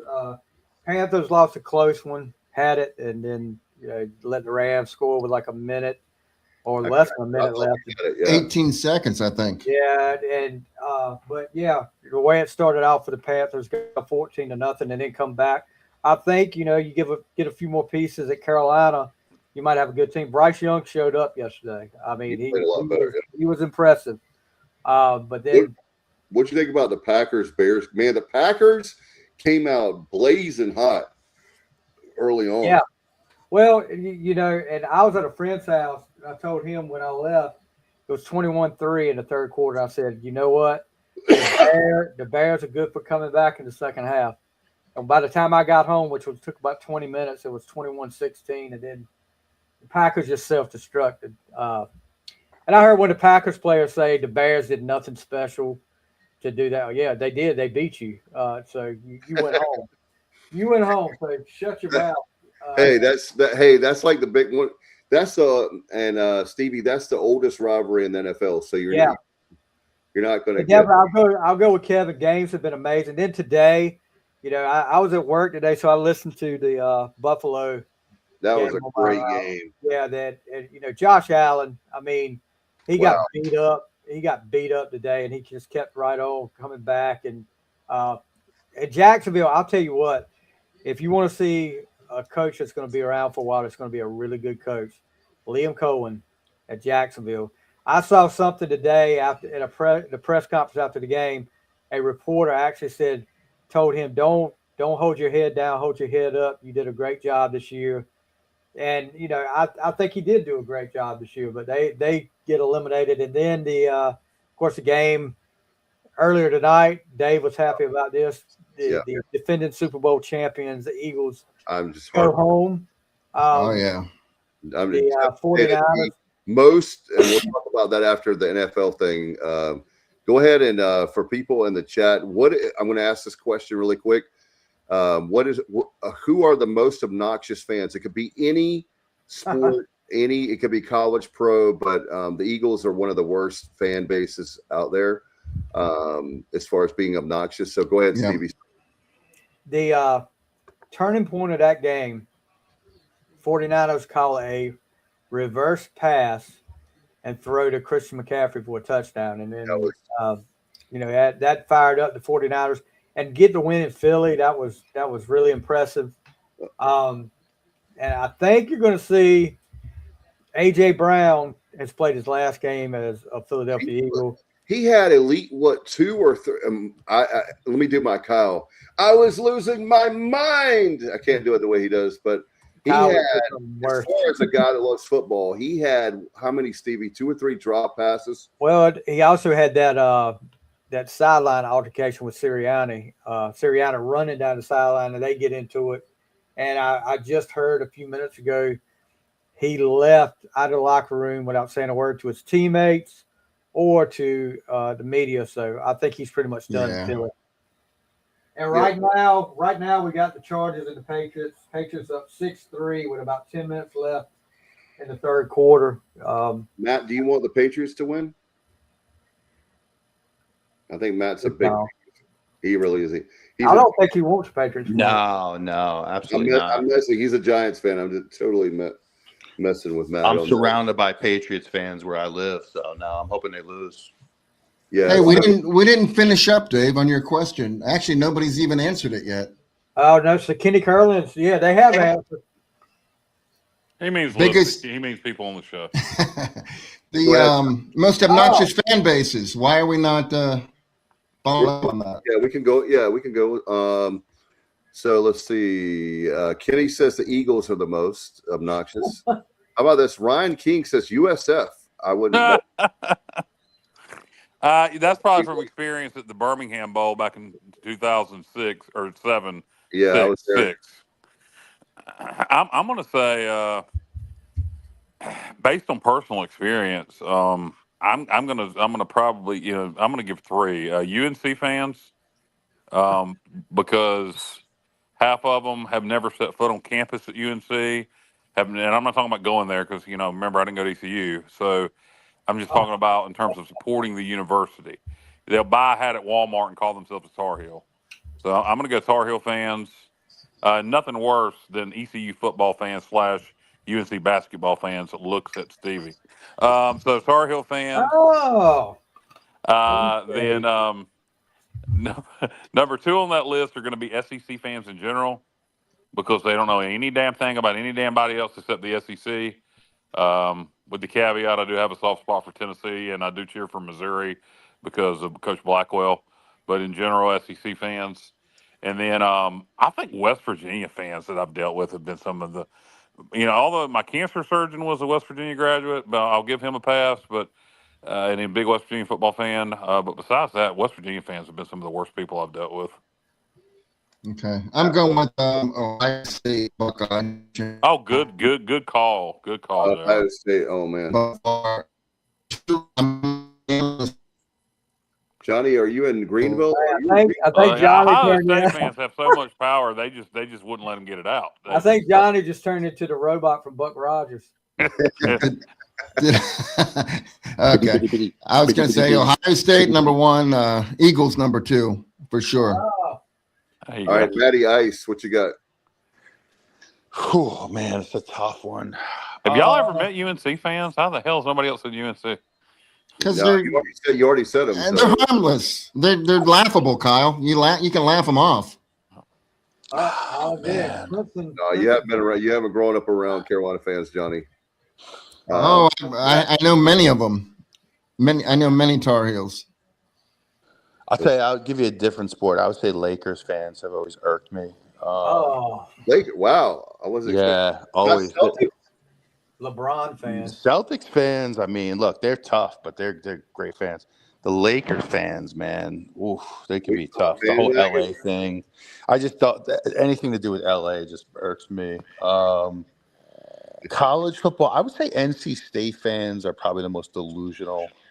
Yeah, but state fans at least are, unlike Carolina fans, at least state fans are always genuinely fans. They just don't buy a hat and say they're a state fan. I'll tell you. Yeah, they're You'd have to definitely live here, fans. Matt. You'd have to live here. Well, I'll tell you. It seems to me that Oh. they think that they're better than they really are, more than Here's Well, the- they do, but so do UNC in football. Yeah. Well, Here's I a feel like North Carolina State fans align with me more on what I believe and what I like more than Carolina fans for sure. well, So I respect them for that. I remember this, guys. For those of you in the Triangle that know the 99.9 The Fan, they had just fired Tom O'Brien as their NC State head football coach, and so they were doing this impromptu live show, right? And this guy calls up and says, "We should be as big as Ohio State," and I'm like, "No, you're not as good as Ohio State. I'm sorry, and I'm not even an Ohio State fan." But no, you're not on that level. I'm very sorry, but you're not. And I'm not hating on NC State, but to say that you should be up there with Ohio State is laughable. Kenny Curlin's Coastal Carolina baseball fans are rude. Their football fans were nice. So I think you got to put a caveat with Coastal Carolina baseball fans, because my experience with their football fans was fantastic, actually. Okay, so I'm right there with Kenny though. The Coastal Carolina baseball fans are the worst of the worst. I remember them right up there with John White's Vanderbilt Whistler. I remember him at Clark LeClaire in the regional championship, and they were trying to talk shit in small numbers. Oh. And so it's their baseball fans are totally different than their football fans. A lot more passion, a lot more success. Yeah. So with Kenny, with I will say, give a caveat: Coastal baseball fans. Yeah. Kevin makes a great point. The Penguin. Hey, what about this, Semenza? I agree with that too. The Northeastern guy, hockey fans, Pittsburgh, the Penguins, and the Bruins fans are obnoxious. Can't stand them. 100. I'll take his word for it. I mean, I just don't follow hockey closely enough to know. Well, I'll tell you, I just can't. I can't even Was comment on it. Was it the Boston coach called to Carolina the jerks that year? And the Carolina no. That was the Canadian announcer that was elitist. He was like an elitist hockey person, and he started talking trash, whatever the Canadian national network is, whatever that is. And he started, and so he called him Stevie, we should know that. Yeah. We should know the Canadian, the big sports network. TSN. What is it? TSN. That's TSN. correct. Thank you, TSN. Thank you. I knew one of us would think of it if we thought hard enough. I wonder why. I do too. We'll never reveal why. It's a secret. No, we never reveal our source. Does anybody know why me and Stevie know that? What, TSN? Yeah. No, I don't. Because for years, wrestling, WWE, WCW, the American wrestling products for years, that's where it aired in Canada. Oh, both WWF and WCW back in the 90s. I did not know that. Okay. Yep. I do know that network. I didn't know that wrestling was. That makes sense. Yep. Hey, we need to have. Hey, Semenza, you got to come down. Stevie, have you been to a Hurricanes game? Yeah. Okay, you have. Kyle has not. Johnny, you are a fan of the Hurricanes. No, funny story about that. I had tickets for. They do a couple teacher appreciation nights a year, and teachers can get dirt cheap tickets. And we had bought tickets for a game, had pretty good seats, and it was when East Carolina was in the semifinal, whatever the final game we hosted in the CBI tournament before we played at Weber State. I believe that was the semifinals. We were playing that the same night, and I chose to go to that instead and sold my Hurricanes tickets. But that's the only time I've ever bought Hurricane tickets. Well, I have been to a Canes game, Kyle, this out-of-stater, and I had a blast. That place is awesome. Well, I've been inside that arena many, many times for concerts. The last one being Brooks and Dunn last March, but we need to do that. We need to have a sports objective night. Let's go to a concert. Screw a hockey game. Hockey is a lot of fun. You lost me at concert, Kyle. Yeah, I know you do, Matt. Dave, you like concerts? Stevie likes concerts? No, I do like concerts. JR likes concerts. Matt's not coming anyway. He doesn't like concerts, but shit, he's in Connecticut. It's a great. Here's what Alan's. Metallica has a new song coming out about it. Who does? Matt Simonza. Oh, He does. Check your text message, Kyle. okay, I will. Oh boy! All right, let's see it. I'm scared even. I don't want to play it on the air because I don't know what it is yet. I'm gonna. It's home. It's a Christmas song. It's Ernest Saves Snow falling down on Main Street. Keep going. That's the only one I see. Oh, you know, yeah. Well, that's the name of the song. I thought you were reading the lyrics. No, I was just hold on. You. All right, so Kenny asked, and I can't use somebody else can put that up, but I guess I can. I'm having trouble with my mouse or my computer, so I'm trying to charge Guys, it up. when I click it, it plays the song. It plays the song, and y'all can't hear it all. I can't read the lyrics, but All right, so who is Kenny Curlings has a great one. Who's the most disliked coach? So Bubba has Lane Kiffin in college football. currently, yeah, I'm gonna go with Kiffin in terms of all time. Jeez,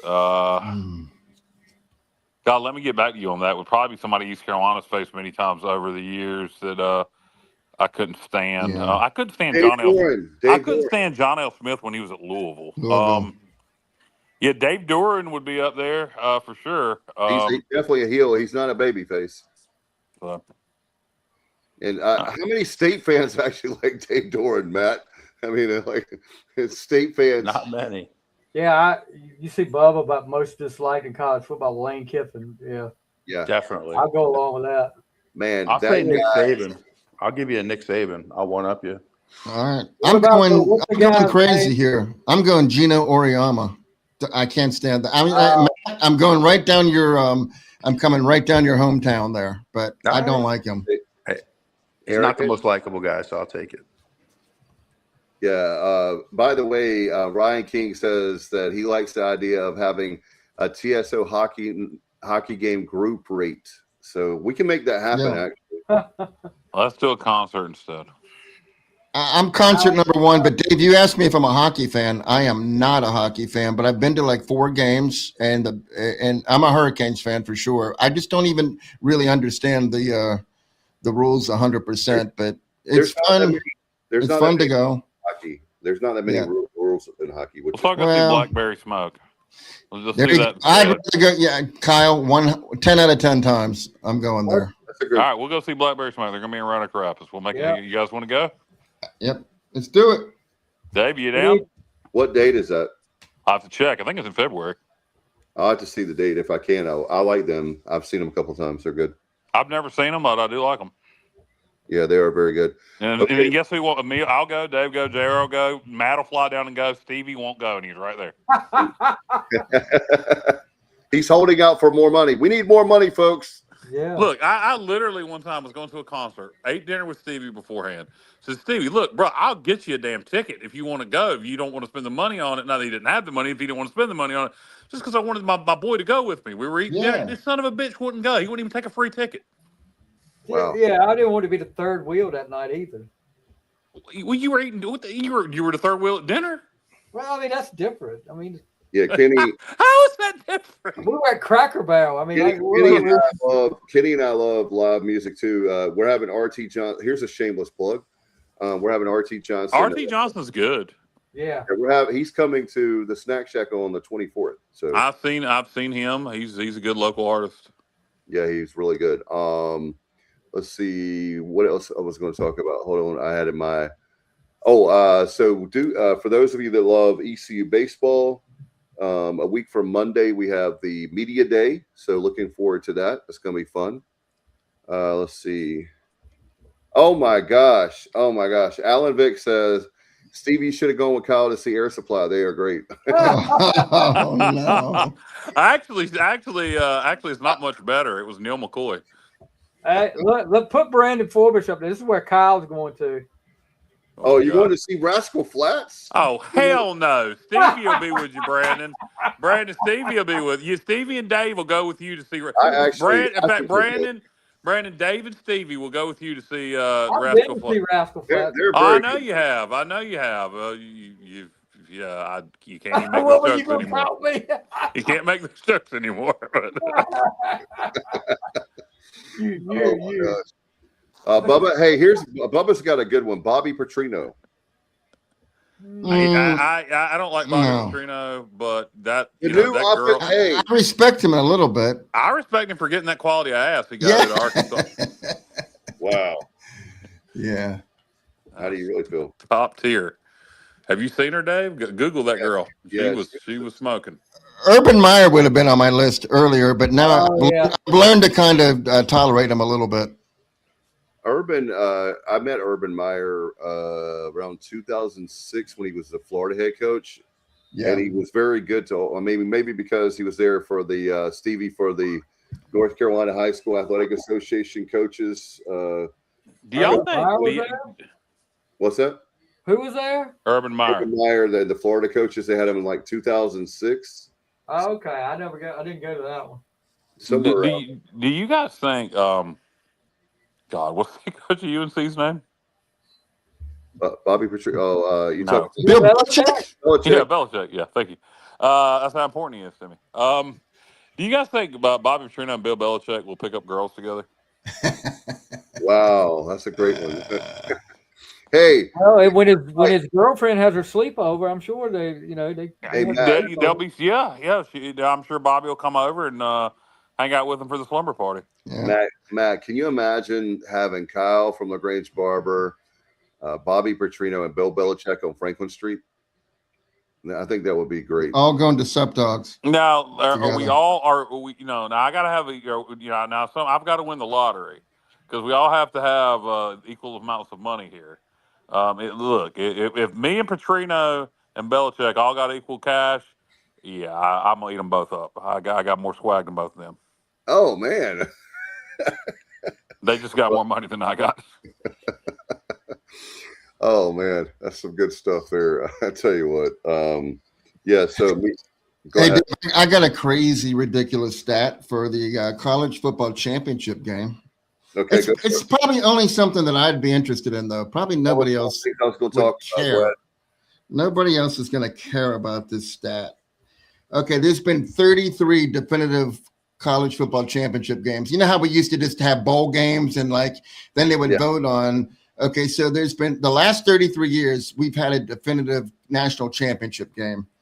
Of those 33 games, we've had 66 teams participate.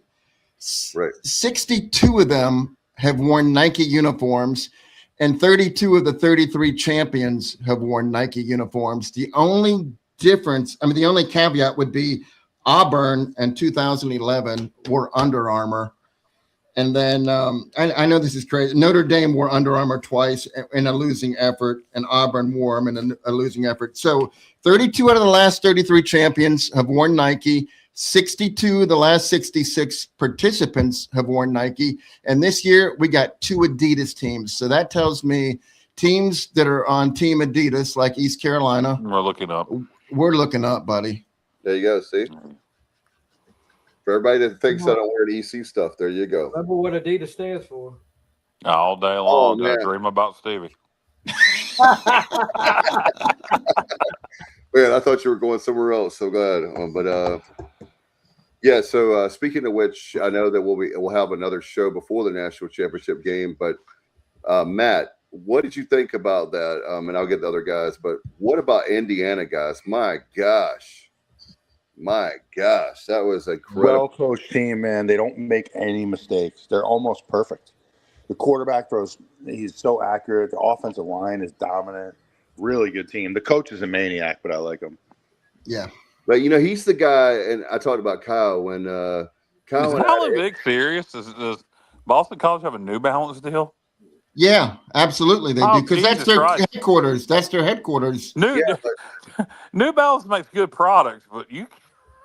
Yeah, they are. No, they make great products. They make great products, but you couldn't have a less cool brand. No, but they're Boston based. New Balance is making a huge splash right now. Yeah, but they got to rebrand. They're. I don't know. They make good stuff. They've always made good stuff. They're it's not a quality issue. It's just a branding. No. It's the branding. And if you have wide feet, New Balance is the way to go. Yeah, well, Yeah. I agree with you as a wide foot fellow. New Balance and Skechers has the most choices, but the Nike Air Monarch is sold in a wide, and they just put out a limited edition smoke gray with a black stripe on that, and I got those for Christmas. And they're freaking awesome for somebody with wide feet who Like a little how bit of a little bit of a sneakerhead, and the options are limited. Yeah, So me too. But you know what? I'm loyal to a fault to Adidas because that's our brand. boy, And they don't make anything in wide hardly. Good No, God. and you know what? I get my shoes like are falling apart on me, and because my feet are too wide. But I keep buying them, and I'll continue to buy them. But maybe I'll give Nike or New Balance a look because Adidas isn't paying me. You know, I'm not sponsored by them. Yeah, I have a pair of black Adidas from a couple years ago that fit me pretty well, and I'll rotate them in and out of my shoe wear. I never wear them out because it's so hard to find Adidas in wides. Kevin's asking about y'all hear about the Notre Dame coach accused of battery? I did not. I did. I don't. From what I hear, there's video that kind of clears him. Okay. He was just trying to separate people and separate that kid, but I mean, who knows? I don't know for sure. Yeah. It doesn't sound like it's that big of a deal. But you know, everything's going to get reported on like that. Alan Vick is so old. He said that he had a Rockport deal. Hey, listen, my 9th grade year of basketball, we didn't have a deal, but we all wore. You probably never heard of these shoes, Spot Built. You ever heard? Oh hell yeah, Stevie! Spot built turf shoes were the we king. had Spot Built basketball shoes. Oh, I never. No, those turf shoes are good, but shoes? I don't know about basketball shoes. I could see maybe Pony. Pony was a brand back then. I remember Pony. Dominic Wilkins wore them. Yeah, Pony and one that's made a comeback is still relevant. Puma. Yeah, those are Puma. cool. Puma is very popular now. Yeah. I'll tell you guys, I'm you guys waiting- know I'm waiting in for the a couple. 90s, you know what ECU's football uniform brand was? In the 90s? Russell. No, before Russell, it Before was that.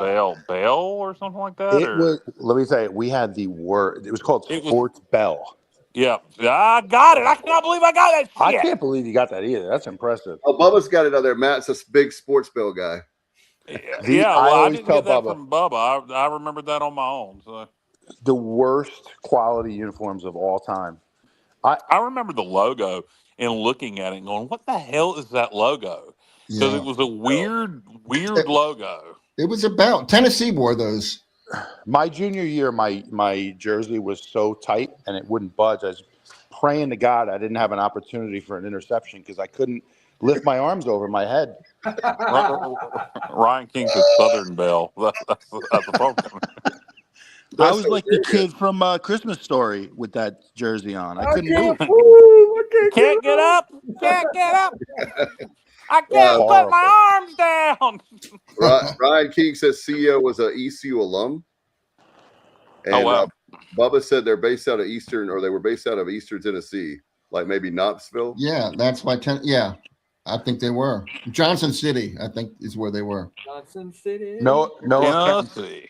No offense to the I'm gonna go put on my LA gears and go run. Kyle, can you see Wagonville? You're British nice. Kyle Karaoke. Can you do some? We have a new segment called Kyle Karaoke. Karaoke Kyle. Can you do Wagon Wheel? Because they talk about Johnson City. Yeah.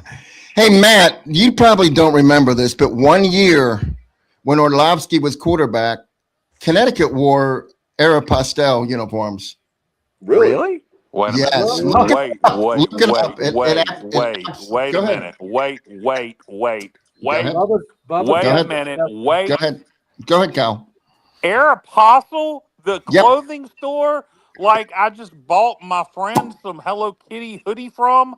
Aeropostale, the clothing store. You could get a Dan Orlovsky Aeropostale jersey if you went on eBay, probably. Wow. UConn, are you telling me UConn did not wear Aeropostale? Yes, they did. Uniforms? No, yes, they did. You show me evidence. And I think Pitt wore it for a year too. I think Pitt wore them for a year too. What year was this? Well, how long's Orlovsky been out? I'm looking it up right now. Someone help me out. No way. There is no Yes. way they were. Yes. I've never heard this before either. I've never heard this. Okay, dang it. I'm looking Alan, it up right Alan now. Vick said he was a regular at the Chess King. You remember that clothing store? Apostle. Hey, Dave, put up Bubba's got the all-time one there, British Knight. I know. I can't. Yeah, BK British Knights. I used to dig the British Knights back in the early 90s. It won't let me. Stevie, didn't British Knights do something with the WWF, or am I remembering that wrong? I think so, Kyle, but I'm not sure. You remember who had the deal with WCW in the late 80s? Oh, Ruse. That's right. You had shoes with zippers. Hey, Kyle, I can buy right now on eBay an Aeropostale size 50 Yukon jersey number 50 for $1,999.99. This is a game worn jersey? Game worn. Dang right. For that price. What year was this? It doesn't say. But I'm going to say. Give me a roundabout year. Probably 2010. I will. I'm thinking 2010-ish was when Orlovsky was there, right? Aeropostale's a clothing brand that has a store in the mall. They have nothing to do with athletics. That makes zero sense. They dabbled in it for a little bit.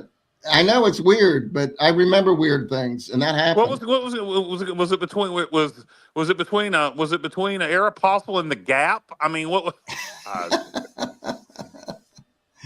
Yeah, Bubba says it's true. The only one was UConn. Okay, I thought maybe Pitt what did he wore them say? for a year. They make. What did he read that? What did Bubba say? The overpriced apparel for insecure mall rats. He says he knows of no other sports team, high school, college, or pro who wore Aeropostale. Now, wait a minute. Now, I have two females, my wife and my best friend, that likes clothes from Aeropostale. So I'm going to tell Jessica you called her an insecure mall rat, Bubba. Oh, Lord. Here we go. Here we go. Okay, here you go. Oh, look. I'm going back to eBay, Kyle. I'm going back to eBay. I can buy a pair of vintage Pitt Panthers football issued track pants, men's 3XL, Aeropostale, $34. That is so interesting to me that they dabbled in college sports. That is so weird. Yeah, I've never heard of that. There you go. Bubba pulled it from an article. Hey, guys, growing up, here's another topic really quick. What is your favorite mall store of all time? Camelot Music. Oh, you know what? Oh, I love that. Boy, I'm gonna go with Stevie. Also, you put me in a Camelot. It would be a tie, Stevie. You put me in the middle of a Camelot in 1995 or the middle of a KB Toys in 1988. I don't know which one I'd rather be in. Camelot Music or the Gold Mine Arcade in the Runt Rapids Mall. But that's not a store. Well, that's still. I mean, that's where I went to at the mall. All right, Kyle. I can't argue with Kyle. I can't. You're gonna go Camelot or KB? Yeah, I mean, I can't go anywhere else. But I will say Orange Julius if I'm hungry. Oh yeah, they had the hot dogs, Baskin Robbins, pizza, and the orange. And they had those little hot dogs, didn't they, Johnny? Yep, they did, and their pizza was really good. I didn't try the pizza. I did the hot dogs and those, and the Orange Julius was like a slushy, right? Yep. It was the orange juice, like. But it was more. It was more orange juice. Yes, they still exist. Wasn't like a Slurpee. There are some Dairy Queen / Orange Julius locations. There's one in Goldsboro, as a matter of fact. Dairy Queen / Orange Julius. Not in the mall though. There was a place in the Kinston Mall. You know, I grew up part of my life in Williamston, part of my life in Lenore County. There was a place in the Kinston Mall called Stacy's. It was a little place in the little food place. They had an Andy's in there, Chick-fil-A, and this local place called Stacy's. It was there since the 80s. I didn't start going there until the 90s. And I think Jessica and I started dating in 2000. And we're probably the last generation that, I was done with high school. She was still in high school. And we would go after she got out of high school and go hang out at Stacy's at the mall and then go to the arcade. And we're probably the last generation that did that in the early 2000s. Well, yeah, that for me, that my favorite store growing up would have to be a local chain, and that'll be Record Bar. And Record Bar was I actually met the architect. I did a show with him in Raleigh, a radio show. But the architect for Record Bar, Stephen Clip is his name. But he told me all about how they made all that stuff. And every Tuesday, Stevie, Kyle, do you remember that? Every Tuesday is Her when mom did have it going on, as a matter of fact, Bubba. Stacy. Yeah, Stacy's mom. But anyway, I love. Does your wife's? No, never mind. Wow. I was about to make a joke, but I can't. It's either I don't want. Never mind. I'm not going to make the joke. No, Bubba, you know why? You know why? Kenny says Acosta should sponsor the Florida Gators. Izod. Izod. Yeah. Yeah. And Bubba said he thought that as well. How about this? Frank's Pizza and the Record Bar in the Washington Mall. That was called. Remember that, Kenny? That was called. It wasn't even Record Bar. It was like the most generic name you could ever. It was called the Mall Record Shop. The Mall Record Shop. I mean, that's how generic it was. And yes, Tuesday was the new release day at Record Bar. Yeah. I'm laughing at Bubba. Yeah, I got the last thing that I remember I bought at the Mall Record Shop in Washington. Those of you that love Led Zeppelin, they had 1990. They had the box set that came out, and I got the box set of Led Zeppelin in the Mall Record Shop in Washington. I paid like $55 or something nuts there. It was a lot of money. But I love Led Zeppelin. So yeah. Not that anybody cares, but here you go, Kyle. Yeah. You leave my I did. I left her out. Oh my God.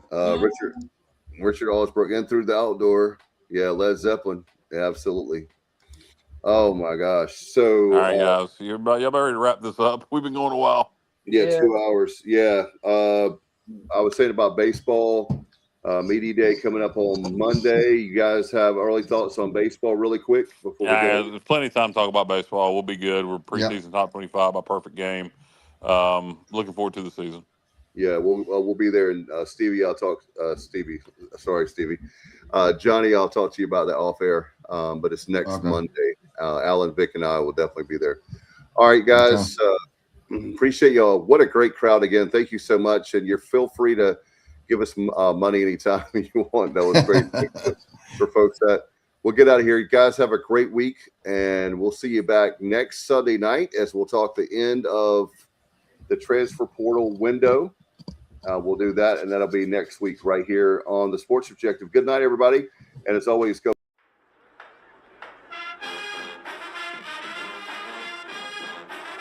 You're watching the Sports Objective, the podcast for Pirates.